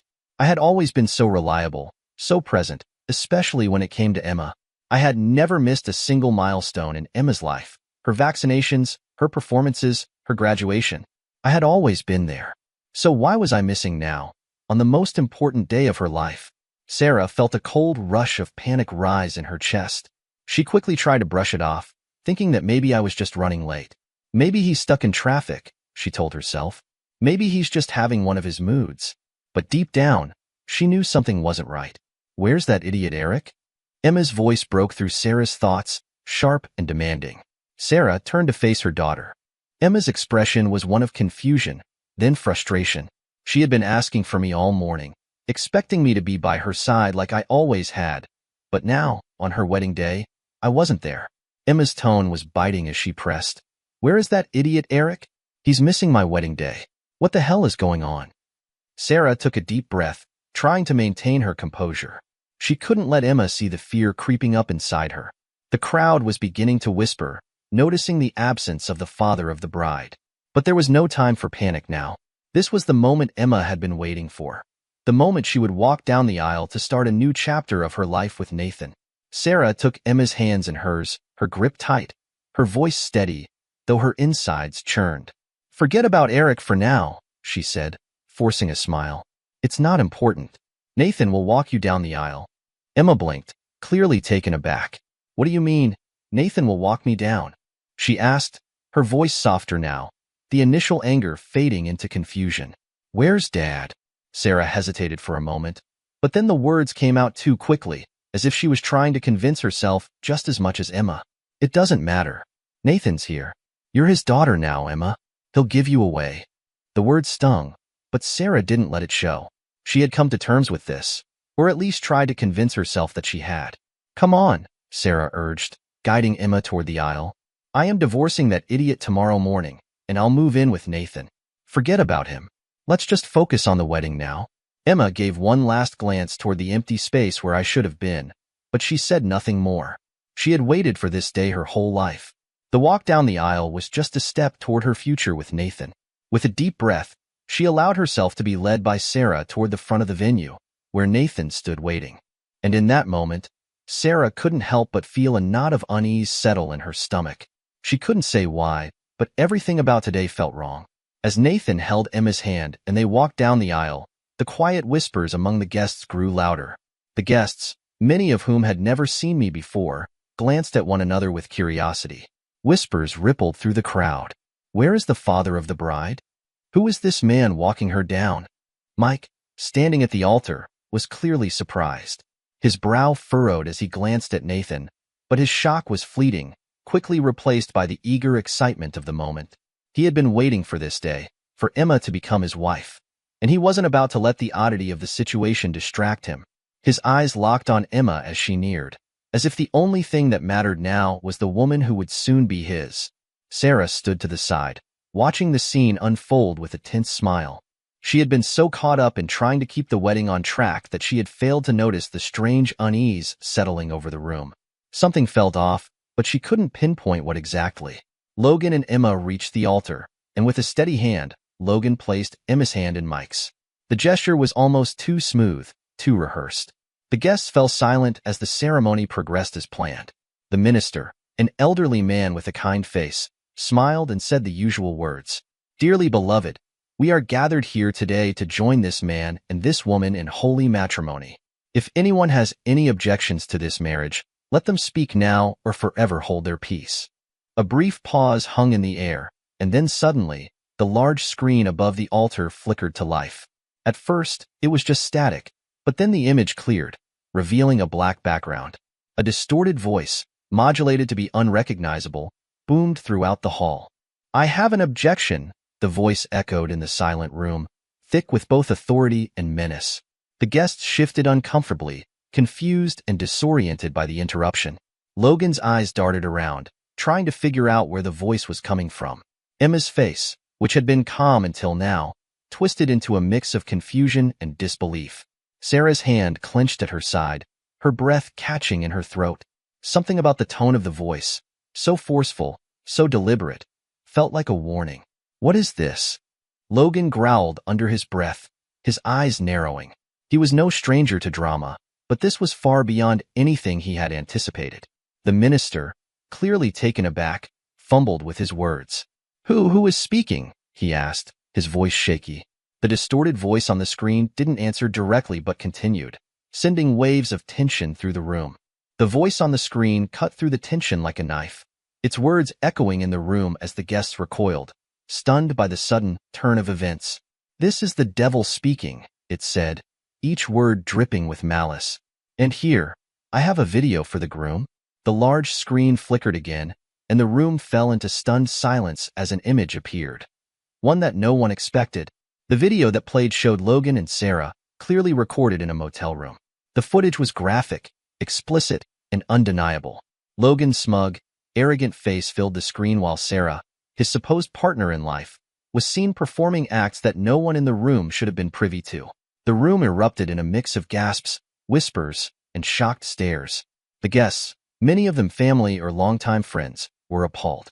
Some tried to cover their eyes, others stood frozen, unable to look away from the betrayal unraveling before them.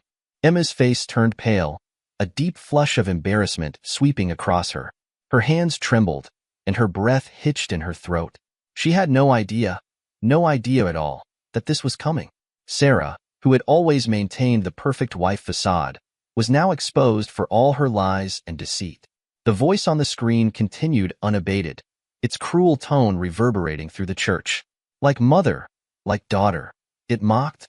The video changed, and now a scene appeared. Emma in a lavish hotel room, her body entwined with a man she barely knew, the Russian mobster, Leo. The camera angles were intimate and revealing, and Emma's face, contorted in pleasure and oblivion, was clearly visible in the grainy footage. The room went silent. The once lively and celebratory atmosphere was now replaced with thick, suffocating tension. Emma's eyes widened in horror as the video continued. Her hands instinctively reached to cover her face in shame. She turned toward her mother, her voice barely a whisper, filled with both disbelief and guilt. "Mom, what is this?" But before Sarah could respond, a loud, furious voice rang out from the back of the room. "That's it. That's enough." Mike, Emma's groom-to-be, had recoiled from the altar, his face red with fury and disgust. His mother, a dignified woman with an air of control, stormed to the front. Her heels clicked sharply against the marble floor. "Emma!" she screamed, her voice full of venom. She slapped Emma hard across the face. The crack of it echoed throughout the hall. The sting was sharp, but the humiliation in Emma's eyes was even worse. "You're a disgrace," Mike's mother continued, her voice laced with fury. "You belong to the streets, not to a family.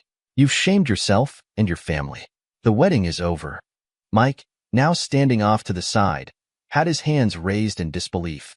His mind raced with everything he had just witnessed, his stomach churning with betrayal. Without a word, he turned and stormed out of the church, his mother following closely behind, leaving Sarah and Emma standing at the altar, humiliated and alone. The room was in chaos.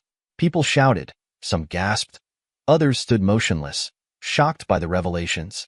Whispers of anger and disbelief filled the air as they began to piece together the broken images before them. Emma, her face streaked with tears and her hands still pressed to the sting of her mother's slap, turned toward Sarah. "Why, Mom? Why didn't you tell me?" she whispered, her voice barely audible over the din of voices.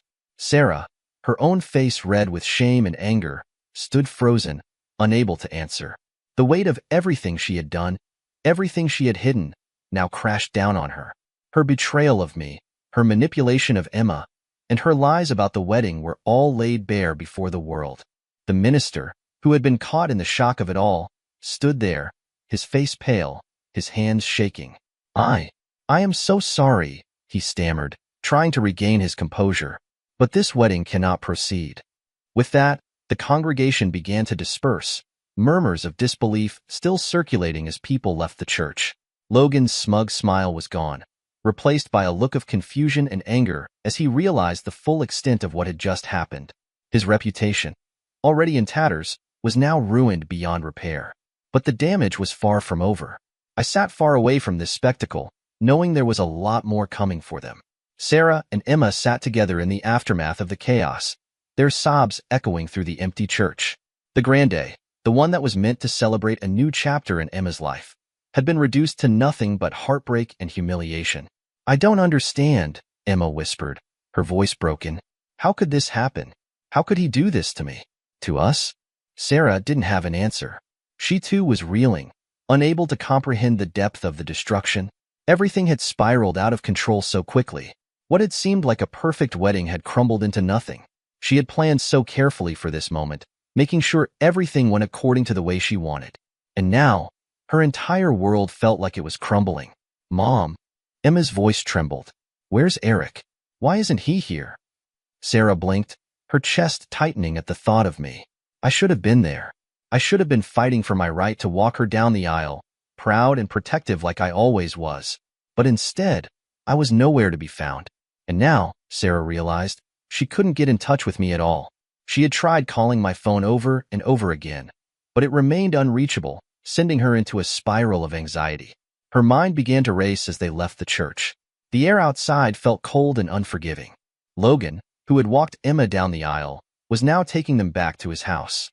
He was driving in silence, glancing at Sarah and Emma occasionally, but no words were spoken between them. They didn't need to say anything. Everything had already been said in the videos.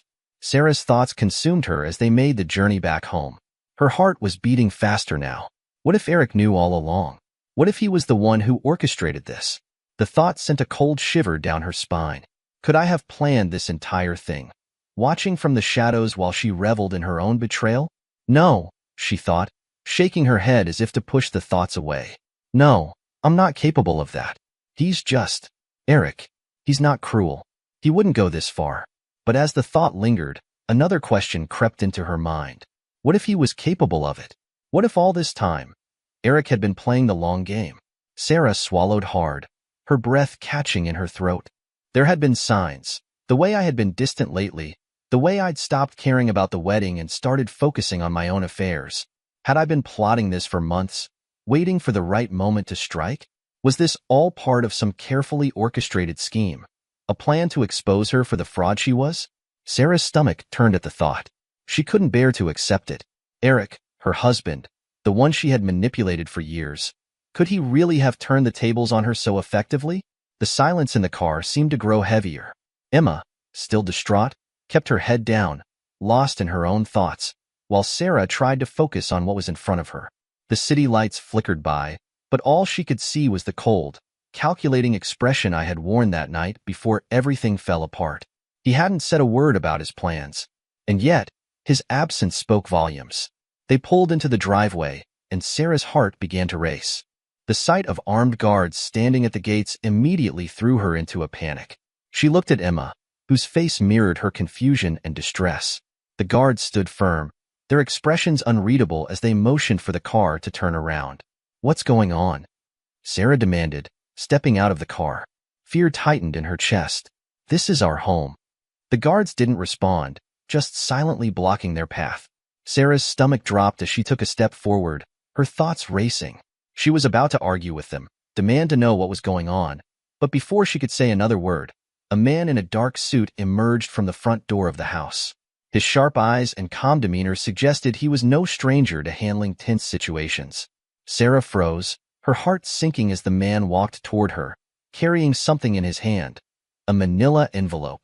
His businesslike approach only deepened the sense of unease creeping up her spine. "Are you Mrs. Eric Davis?" the man asked, his voice clipped but professional. "I am," Sarah snapped, trying to hide the rising panic in her voice. "What is the meaning of this?" "This is my house." The man cut her off, extending the envelope to her without a word. He watched as she hesitated, glancing back at the guards who still stood at attention. Her fingers trembled as she took the envelope from him, a knot forming in her stomach. "What's this?" Sarah asked, ripping it open without waiting for a response. Inside, she found a deed to the house with the words "property of Mr. Alejandro Cruz" clearly printed at the top. Her eyes scanned the document in disbelief. This is a mistake," she murmured, shaking her head. "This house is ours. We've lived here for years." But as her gaze moved to the bottom of the document, her hands went cold. There, in bold, official handwriting, was my signature. It was a transfer of ownership. I had sold the house. Sarah could barely breathe as she looked up from the deed, her mind spinning. No, this can't be real. Eric would never. The lawyer's expression remained neutral, but his voice was firm. "I'm afraid this is all in order. Mr. Cruz is now the rightful owner of this property. And as of today, the house is no longer in your name, Mrs. Davis." Sarah's legs felt weak. She stumbled back, holding the envelope like it was some terrible omen. The lawyer handed her one more item, another piece of paper, but this time, it wasn't jargon. It was a letter. A letter she didn't want to open but knew she had to. She unfolded the paper slowly, the words on the page feeling like they were sinking into her skin, each one heavier than the last. The handwriting was unmistakably mine. "Sarah," the letter began, and Sarah's breath hitched in her throat. She could almost hear my voice in the words, cold, precise, and calculated.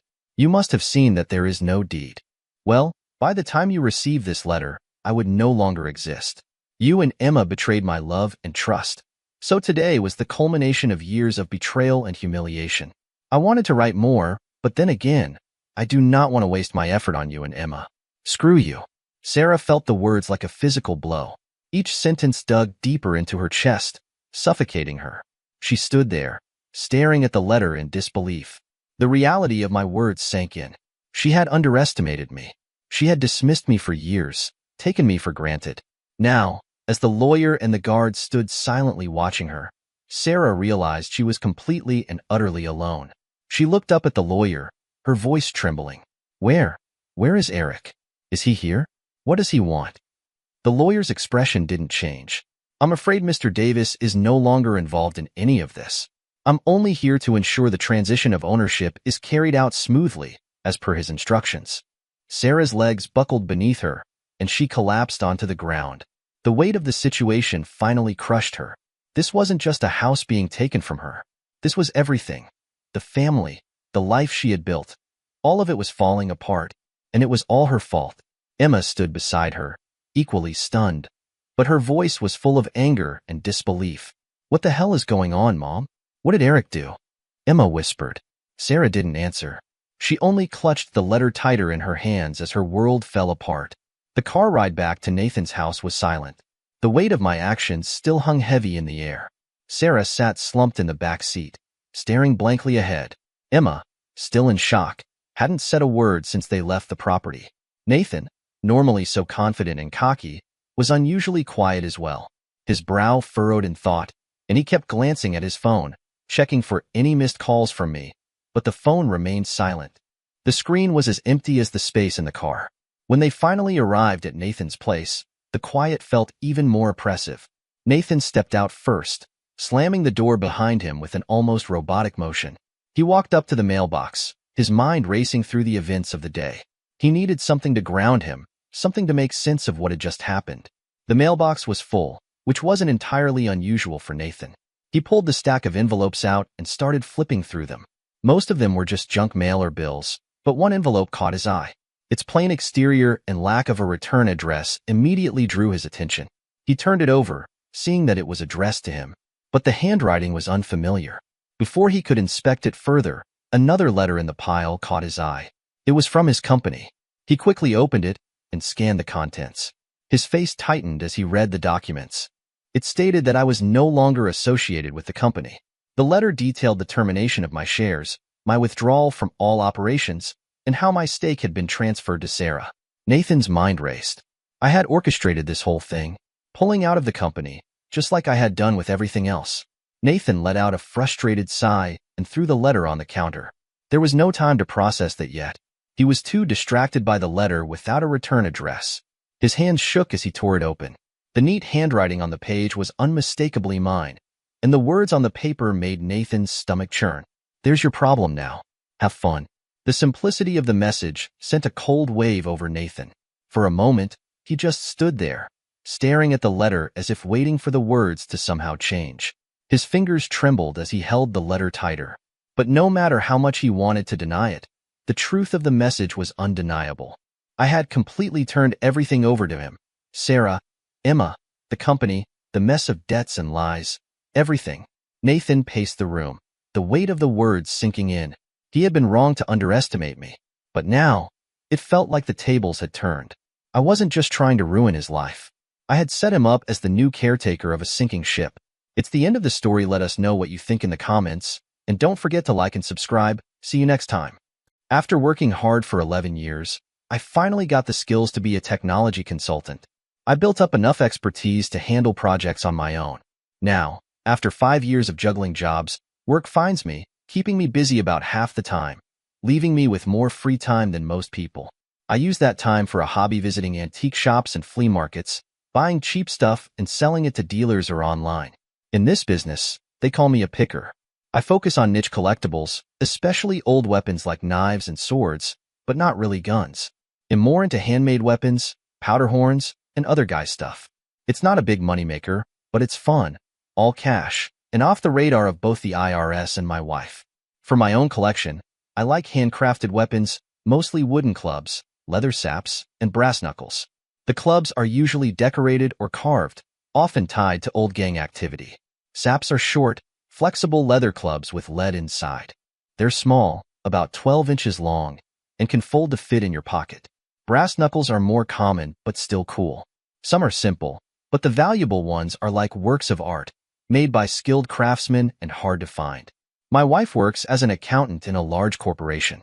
She's not particularly fond of the work, but enjoys her co-workers and the sense of belonging to a larger organization. Over the past 7 or 8 years, she's been with the firm. I've gotten to know quite a few of them.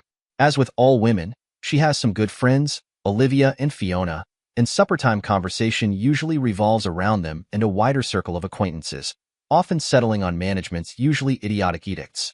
The first signs were not remarkable when a new manager showed up and Greg Fox entered our dinner conversation. He was 2 or 3 levels above my wife. It's a little hard to tell exactly where he sits in the organization because matrix management blurs the lines of who reports to whom. In my wife's mind, he was a great improvement over the idiot he replaced. She expected the new guy would correct all the mistakes the last one made, make no mistakes of his own, and generally run the company as my wife imagined it should run. A few weeks later, hearing yet another tale of divine wisdom from the lips of Greg, I opined that a new manager often plants sweet words in everybody's ear to develop goodwill while they gather information and knowledge of the people and business. Then, when a strategy is formed, they lower the boom, fire some, and it becomes my way or the highway with the rest. To my shock, Emily interrupted, went from idle conversation to shouting in 5 seconds. How dare I say such things about someone I never even met? Greg would never do that, never. I knew nothing and was undermining her confidence. To emphasize her outrage, she ground her napkin into her dinner plate and stormed into the bedroom, slamming the door behind her. Whiskey Tango Foxtrot radio code for what the dot. I hit a nerve. Oh well. In her retreat to the bedroom, she wouldn't suffer too much since she had just mopped her dinner plate clean with a piece of Irish soda bread. So, wifey likes Fox a lot. She calmed down in a day or so, but in the weeks to come, Fox got no mention whatsoever at dinner time. A few days later, we got a frightening call at 11:15 p.m. Sophie, the wife's best friend, was crying hysterically, begging us to come over immediately. Her husband, Lucas, had been assaulted on their doorstep, and she was in danger. My wife relayed to me, "Tell her to call the police." "Lucas won't let her," she replied. "Tell her to do it anyway. They can get there quicker than we can." We were dressing in the car as I flew the 7 miles to their house. Sophie and Emily stayed on the phone talking the whole while, lest the villain return. As we pulled into their driveway, Emily jumped out the door before the car stopped and damn near took the car door off as the car was stopping faster than she could.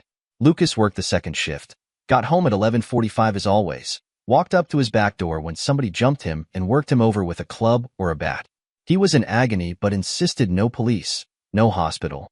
Listening to him, he was hit in the balls and his ribs, with some broken bones on both sides, although we wouldn't know for sure until he was x-rayed and examined. When we gave him some water, I saw the groove on his finger where his wedding ring had been. He screamed in pain when we tried to move him, so he was hurt badly.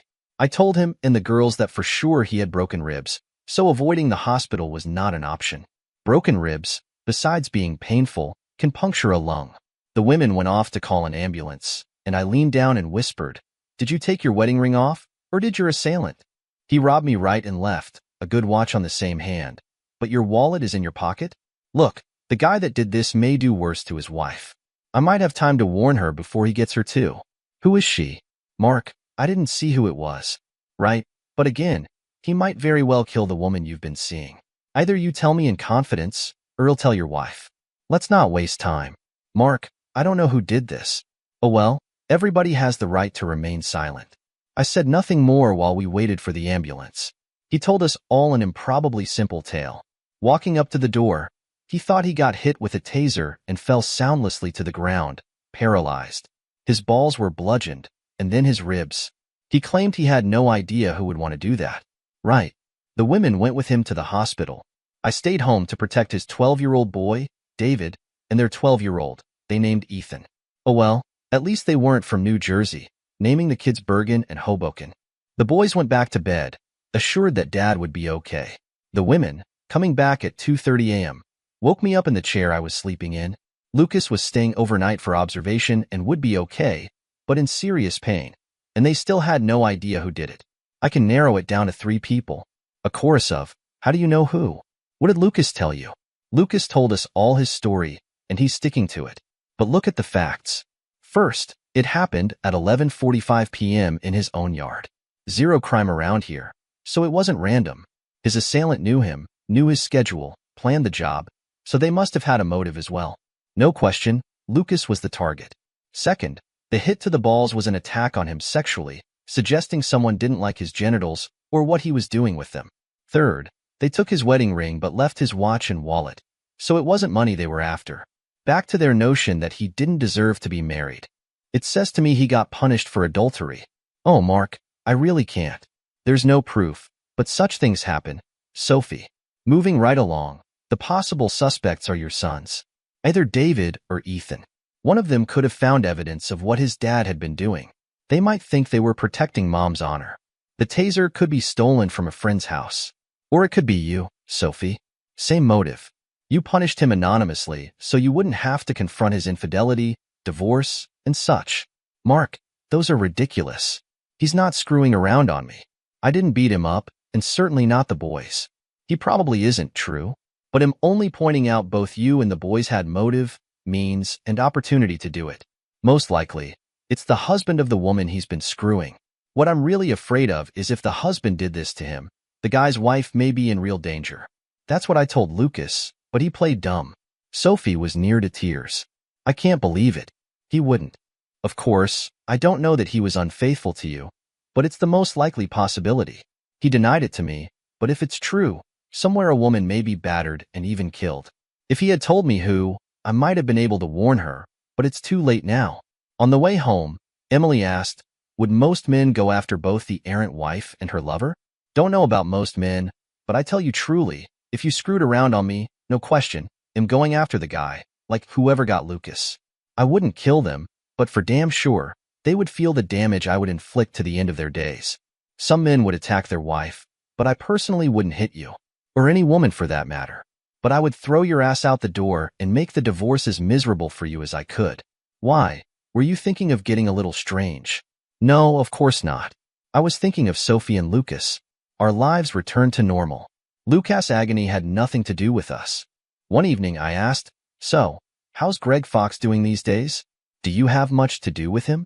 Does he sit with you guys at lunch or anything? Since you so dislike Greg, I have chosen not to upset you by talking about him. Does that make you happy?" No, it does not, and I'm glad you brought up the subject. For starters, it was you that got upset and had a fit, running to our room and leaving me with the dishes. I think we can assume he means much more to you than to me, and you're also correct that I've never met him. Secondly, as I recall the conversation some weeks ago, I was not accusing Greg of anything. I was mentioning my personal experience with new managers. My greatest concern here is your attitude. Hiding from me what goes on between you and Greg suggests there is a reason why you feel the need to hide your interactions with him. Of course, I'm intending the benign meaning of the word. Jesus, am not him. How dare you accuse me of that? Interactions in the sense of conversation or legitimate business. I admit I used the word to be provocative. A marriage is built on trust. I hold you to the same standards as I hold myself. You know my passwords. You see my telephone records. I have no secrets. I'm where I said I would be, doing what I said I would be doing, with whoever I said I was with, and always available by phone because I am not hiding anything. I expect the same from you. See, Mark, there you go again. Now you're accusing me of cheating. Keep this up, and it might just happen. Let me tell you, you are not going to treat me this way. Emily, get off your high horse and have an honest discussion here. I have neither accused you nor suggested that you were cheating. The point I am trying to make is that we have to tell each other the truth. Otherwise, little lies build up into big lies. And someday we find that lies are the stuff our marriage is built on. And by truth, I mean the whole truth. If you ask me who I went out to dinner with at the office and I tell you Joey was with me but don't mention the 2 women we met at the bar, then I have lied to you by omission. I deliberately misled you.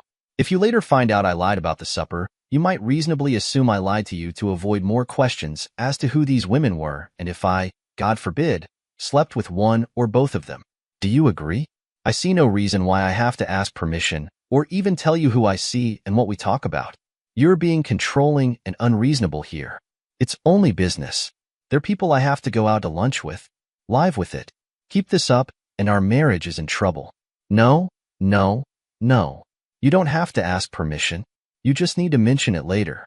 Geez, if we didn't talk about people we interacted with at work, what the hell would we talk about?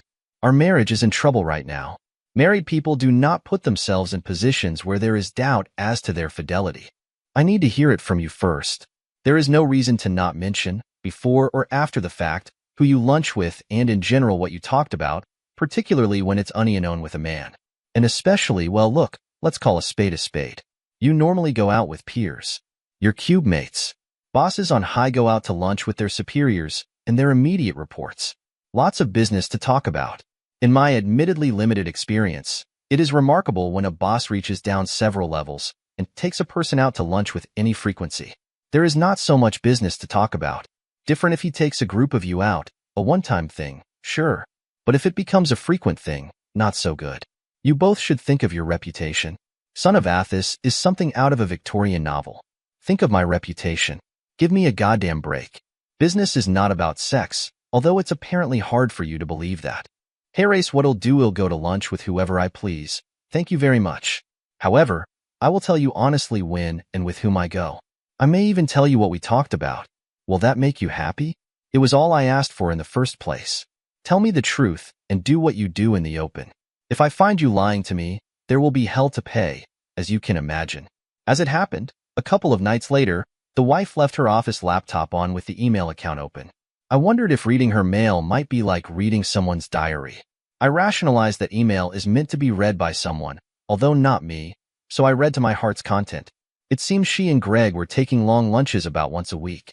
Nothing to say it was improper, but Thursday was usually the day. I would be ready when the rubber hit the road. Their lunch spot was the Maplewood Inn, nicknamed the Maple by locals before it was rehabbed. Like the proverbial lurking husband, I was in the lobby wearing a fake beard, a black suit my dad gave me, a muted tie, and now don't laugh, added some tapered strips of black plastic to my eyeglass frames to make them look different. I also wore a fedora I bought at a junk store. I figured my wife wouldn't spot me unless she looked closely, And then why would she? Oh, and I had a sap in my pocket. Figured I might as well try it out if my fears were realized. I was reading a newspaper when they came in holding hands. I had scoped out the bar and restaurant. The bar was very open and uninviting for secrets, so the restaurant was a better bet for seduction. Neither of them went to the hotel counter, so if anything was indeed on for the afternoon, he was already registered. I had a sandwich in the bar, as otherwise, I would look odd hanging around. I checked on them once during the meal. No messy kisses, just hand-holding above the table. Emily was obviously fascinated by Bozo. Her face had a slight flush and all smiles and laughter. I finished my lunch and went back to the lobby and read my paper. I was so engrossed in an article that if Emily hadn't laughed as she waited for the elevator, I would have missed them. As it was, they were standing with arms around each other in front of the elevator as the doors were opening. I went across the lobby as quickly as I could, planning to beat the crap out of him the moment the elevator doors closed. They paused to let some woman off the elevator, and I swept inside, beside and slightly behind them. He had his arm around her as he ushered my wife into the elevator. I was right behind her, just inches away. Of course, he saw me, but he had no idea who I was. We didn't make eye contact, so I doubt if he would have recognized me out of costume. I was prepared for a god-awful fight right there with loud howling and screams. What happened? Well, you could barely have choreographed it for a movie. Fortunately, my wife was all charged up thinking of her untold-filled glory hole, so she didn't even notice me getting into the elevator. He pivoted her around him so they both faced the door, and I easily stepped to the back wall behind them, keeping directly behind her. He hit 5 on the elevator panel and glanced at me. I held up 10 fingers. He hit 10 on the keypad. Emily was gushing about how exciting this was. He was trying to shush her. I got out my sap. He was a lot shorter than me. I think Emily was taller than him. Didn't seem fair what I was going to do. It wasn't even going to be a fair fight. I wasn't trying to prove I was the better man. I just wanted to pound the crap out of him. His hand reached down and grabbed the cheek of her ass. I stifled the impulse to nail him then and there. Now I realized that the elevator was very small. I was thinking maybe the hallway would be better for the attack. More room to maneuver, you know. As soon as the door started to open, I reached across and hit the door close button. They started out the door, her racing ahead, talking about pissing. I saw my chance and swung the sap, hitting him hard in the back of his head. It made no great noise and dropped him like a stone. Couldn't have done better if I had practiced. I half caught him as he collapsed and dragged him 2 steps back into the elevator, just as the door closed while my wife continued to babble about last one in the room and such nonsense. Bozo was out cold, lying on his back, his pants tinted out a bit by a still stiff tool. A grim joy was upon me. 2 hard kicks to crush his balls, a 3rd kick to his pecker. As we passed the 6th floor, I pressed the button for floors 7, 8, and 9, as well as 11, 12, and 14. Hotels are superstit. ES about 13, so most don't have a 13th floor. I used the sap to hit his face a few times, taking out teeth and mashing his nose, and used his shirt to wipe the blood off it before I stuck it in my pocket. I straightened my tie, picked up my briefcase, and stood patiently for the door to open at the next floor. I was surprised that I felt no remorse for what I had done. I'm a civilized man, never struck anyone with intent to harm, and I suppose because I felt so justified, I felt no revulsion. A couple of times, the elevator doors opened at the upper floors. I panicked a bit for fear that someone would see what was happening and sound the alarm. When the door opened on the 8th floor, I was done with him, so I stepped out and let him continue his ascent. I hit the down button in a hurry to get the hell out of there. I would have done what I did even if my arrest was certain, but I had no intention of becoming a martyr. I was beset by tremors, shivering with adrenaline every 15 to 20 seconds, and the hardest thing was to wait outwardly calm for the elevator. The other elevator stopped for me as the floor indicator showed Bozo was at the 12th floor and rising. I stepped in and glided non-stop to the lobby. It was at this point that I realized I just might get away with this. Looking at the floor indicator as I walked out, Bozo was coming down, passing the 11th floor. I didn't look back again as I walked through the bar and out the side door of the hotel. I ducked into McDonald's around the corner, went into the John like Superman, shucked the hat, glasses, and suit, putting on a t-shirt and jeans, and walked out of the John a new man. A quick walk 3 blocks to my car, and I drove home. I pried my beard off in the car and threw it away. After all, I committed a crime. I was sorely tempted to cut and run, pack a couple of suitcases and a big trash bag with my winter clothing, put them in my car, and leave. Oddly, I hadn't really planned for the aftermath, other than her pleading for me to stay. Driving along, I thought about it and realized that I had really done nothing wrong. Beating the crap out of Fox was only simple justice. Why should I be the one to further disrupt my life, move out, and find a new place to live? Besides, her mom lived across town, so it would be no great inconvenience for her to go there. So, to help her, when I got home, I packed her into 2 suitcases with 3 trash bags for the bulky stuff, put them in the hall, and ordered pizza delivered. I canceled our credit cards, using what little savings we had to pay them off. I opened a very good bottle of wine Emily had been saving for 2 years, waiting for a special occasion, which this certainly was. Had 3 glasses of it, and felt much better. In fact, I was looking forward to the coming confrontation. Emily's story Brandon was in many ways an excellent dalliance for her. He lived in San Francisco, so he wasn't around much and wouldn't become a bother. Plus, he was a marketing consultant for her company, so they could talk and email without danger of her husband intercepting their communications. They were in phone contact daily anyway, and every couple of weeks or so, he came to their office for a day or 2. He was slightly shorter than her, but very solidly built with a sparkling laugh. He had that fresh scrubbed look, groomed impeccably, a bit of a head-turner he was. They had been flirting harmlessly for weeks and were in her cubicle analyzing a proposal her department made for business that was awarded to others. He was leaning over her shoulder as she was paging through the proposal on her computer, realizing with embarrassment just how bad, in the light of her new training, the thing was. She was wearing a blouse that was a bit low-cut for office wear, so when she glanced up, she saw he was staring at her chest and seeing more than she intended to display. "You naughty man. Stop that." She kept her voice down. He leaned down, his lips brushing her ear, making her shiver as he whispered, "Undo one more button for me." She paused, clutching her blouse to her breastbone. This was past flirting, no, not flirting at all. She knew what would happen if she did this.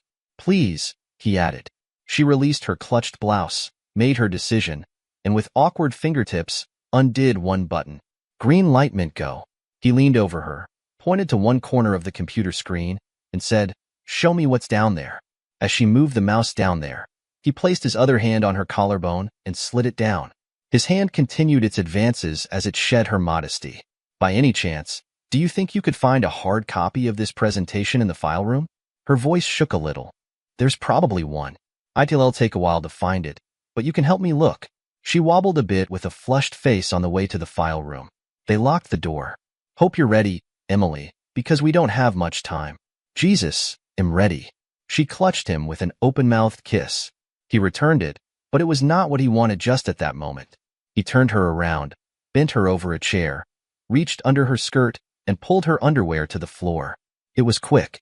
They grabbed a proposal at random and went back into the main office, Emily detouring to the restroom for a better cleanup.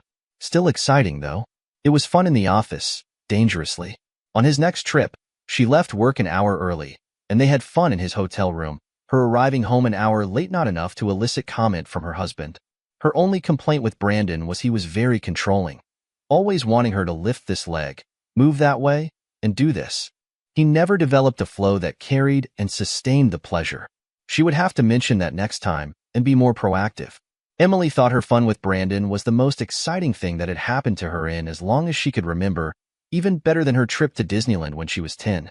She had been anticipating this coming trip like a child does summer vacation.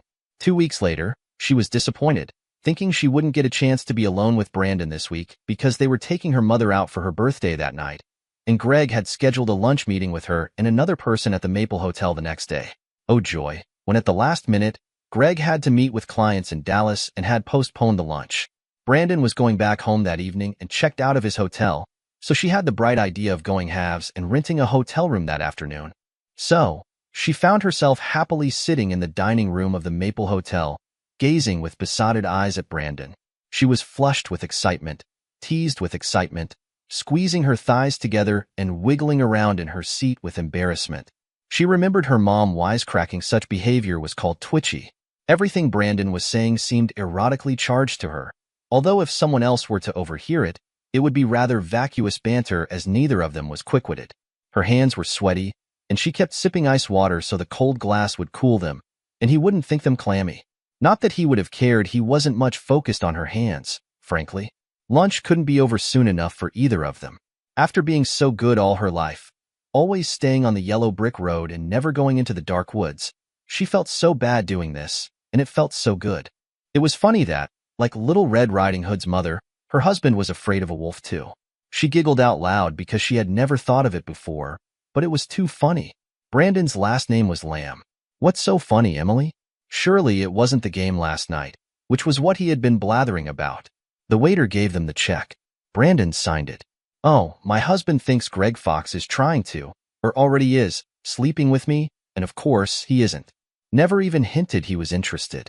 So my husband's afraid of the wolf when it's a lamb that's after his hen. They both started laughing. That morphed into loud belly laugh hysterics with tears running down, drawing unwanted attention to themselves. All that ice water had filled Emily's bladder, and she laughed to the point just short of peeing herself.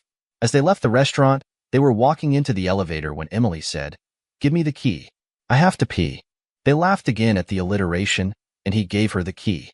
She felt she looked sexy. She didn't have any really short skirts, so she had rolled the waistband of one of her shorter ones to show more leg. She hadn't done that since high school. They stumbled into the elevator, not really noticing they had company in there, but it didn't really matter. They weren't being lewd or anything. When the door opened onto the 5th floor, Emily rushed out, driven by lust and a full bladder, both powerful motivators. She didn't notice that when the elevator door shut, no one was with her in the hall or moments later in the room. Sitting on the toilet, peeing like a mare, she nattered away, oblivious to the lack of listeners. She patted herself dry with a toilet tissue, choking wad of paper, and let her underpants slide off her feet onto the floor, no point putting them on only to take them off again. Wasn't that the truth? She giggled out loud, now aware of the silence. She came into the room, unbuttoning her blouse and called, "Brandon, where are you?" Clearly not in the room. She clutched her blouse closed, opened the door, and carefully peered around it, looking into the hall. Not there either. She closed the door, wondering what had happened to him, and concluded he must have forgotten what room they were in. It didn't make a lot of sense to think this, but then, lust drives out sense every time. Resolute for the moment, she sat on the bed and waited. Anxious to do something, she stood up, buttoned her blouse, and went into the hall, planning to go down to the lobby, figuring that if she had the key, he would have had to ask the desk what room he was in. The end is near. She heard an elevator going down just before she hit the down button, so she just missed that one. She jabbed the button twice, as if that would speed things up. It seemed to take forever, but when the other elevator finally arrived, the door jerked open, and she screamed as Brandon was sprawled on the floor, loosely lying in a fetal position, a pool of blood forming from his broken nose and shattered mouth.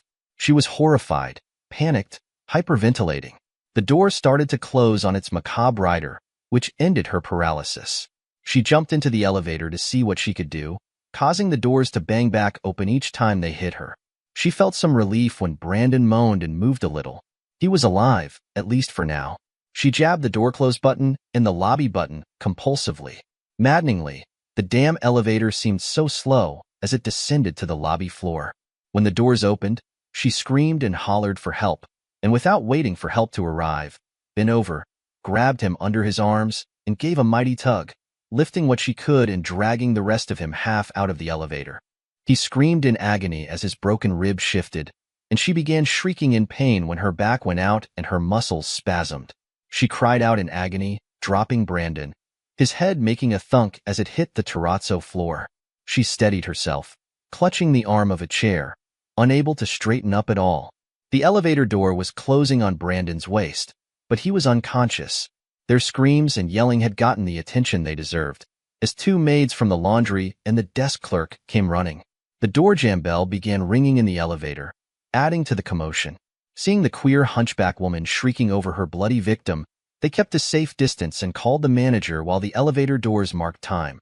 Opening, closing, banging on Brandon, bell ringing to call yet more attention, if that was possible. Emily was hunched over, her upper body parallel to the floor, her head cranked sideways, looking up at everybody as she hollered incoherently about lambs and doctors and wolves and doing something. The manager, who knew a nutter when he saw one, took one look and called the police and an ambulance in that order. He sent the desk man to get the elevator key and the maid to keep the curiosity seekers the commotion had attracted at a distance. It had a calming effect when they locked the elevator, which stopped the door rattling and bell ringing. Emily was mortally embarrassed to be caught in a hotel with her lover and realized it was likely that her reason for being there would come out, and once out, might somehow get back to Mark. If she had been able to walk, she would have done so and left Brandon to his fate. Such a compromising situation became more so when the ambulance came, and they found no knife or gunshot wounds, which raised the question of what happened to him. She wanted to know too, of course, but a police investigation might turn up things best left buried. Brandon's injuries, while painful, probably weren't life-threatening but certainly needed professional attention. At the hospital, she wasn't kin, as far as they could determine, so her request to ride in the ambulance was denied. She could go nowhere. The police questioned her. Had he been shot or something? The police would have had things to look for that would have had nothing to do with her, but as that was not the case, this was the worst case. The scene piqued their curiosity, and they wanted to get to the bottom of it because their job was often boring, and this was interesting. She had no choice but to tell the police what little she knew about the events that had swirled around her. And of course, she had to fess up to why she and Brandon were there in the first place. The officer was very professional and quite neutral towards her, but she could see she had dropped noticeably in his respect for her. "Mrs. Ryan, do you have any idea who might have assaulted Mr. Lamb? Did you see anyone you recognized in the hotel?" "Well, no. I think I've seen the desk clerk before, but no one I know." "And there is no one you suspect might have had a motive to assault Mr. Lamb?" "Of course not. He only comes to Philly a couple of times a month. He doesn't even know hardly anyone." "Are you and your husband on good terms?" "What are you implying?" "Just asking a question." "Yes, of course we are." "Where do you think he is this afternoon?" "I don't know. He works from home and comes and goes." "He certainly had no idea that." "I'm sorry. I said that wrong. This was a business lunch and not something that would come to his attention." "Right then. Well, interview the staff and check surveillance cameras. But if Mr. Lamb wishes us to pursue this further, he should file a complaint as soon as he is able." Brandon's car was down the street, but she didn't have the key and couldn't drive it in her condition. The cop, knowing the wife had cheated on him, wasn't going to offer to drive her either. It was the hotel manager, eager to get rid of her, who offered her the choice of a taxi or another ambulance. She took the taxi option. It arrived in moments. The taxi driver held one arm, and the manager the other, as she hobbled painfully to the curb. Still bent over parallel to the ground, faced with the open door to the taxi, she realized that with her back locked, she couldn't sit on the seat. She had no choice but to very slowly crawl in and ride on all fours to the hospital. She needed the men to lift first one leg, then the other, so she could ease herself onto the seat on her hands and knees. The two men behind her were giggling at some goddamn thing, instead of sticking to the business at hand. When the driver finally pulled into traffic, the jolts were agony, but much worse was the draft of air she felt on her ass. She carefully reached around and discovered that her dress, which she had rolled to shorten earlier, apparently had ridden up higher still, and with her panties on the hotel room floor, the cop, the driver, and goodness knows who had a good look at her naked ass. The men helping her cell phone cameras must have clicked. The realization of this was yet another humiliation. She started to cry. When they stopped at a light, she supposed she was mooning the folks on the sidewalk. It was the end. She sobbed at the unfairness that this afternoon, which had started with such joy, was ending up so miserably. It simply wasn't right. She thought briefly about calling the office but realized that perhaps the less said there, the better. Brandon wasn't going to report this, but that didn't change the fact that he was seriously beaten up, and she could think of no reasonable way it could have happened in the hotel.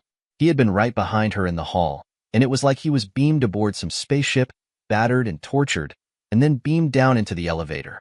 No wonder people believe in UFOs. It's impossible, but what the hell other explanation was there? No doubt Mark would have figured it out, but God save her if he ever found out. Alien abduction would certainly not fly with him. She began to wonder, not for the first time, if Lankins was worth the risk. She tried to fix her dress, but needed both hands to support herself against the jouncing of the cab. Oh well, at this point. So what if more people saw her? They got her out of the cab the same way she went in, slid her onto her side on the gurney, and the nursia man, wouldn't you know it, covered her with a sheet. She asked about the taxi fare, but her lucky day, the hotel paid it to get rid of her. When they undressed her for examination, the nurse didn't comment on the rolled-up waistband or the lack of underwear. Considering the bizarre things they saw stuck in people's lower orifices late in the evenings, Emily's dress was unremarkable. The hospital gave her a bunch of muscle relaxants, attached some electrical things to zing her back for a while, and some drugs for the pain. She still couldn't straighten her back all the way, but was somewhat better. She could sit okay, even walk hunched over a walker, and the pain was bearable. They wouldn't let her see Brandon in the emergency room. At 5:45, a nurse came out and asked if she was driving him home, and if so, where was the car. She told them Mr. Lamb would need a cab. Another nurse wheeled Brandon to the door. He was a sight, his face all puffed up and bandaged. He couldn't talk too well, but it didn't really matter because they couldn't say much in front of the nurse. He went back to the Maple as they had paid for the room, and he was in no condition to fly back to San Francisco. She told him she had to get home and to call her at work when it was convenient. She took a taxi directly home and arrived about 7 p.m., late but not too late. Mark was startled when she hobbled in and announced that she was having an awful day. Her back was killing her. Mark could see she was in pain and bit his tongue. It wasn't fair to kick someone while they were down, so he was willing to wait. She asked, "What's for supper?" He pointed to a box of cold pizza on the table and got up to put 2 slices in the microwave. He came back a couple of minutes later when her cell phone rang. "Mark, would you get that for me?"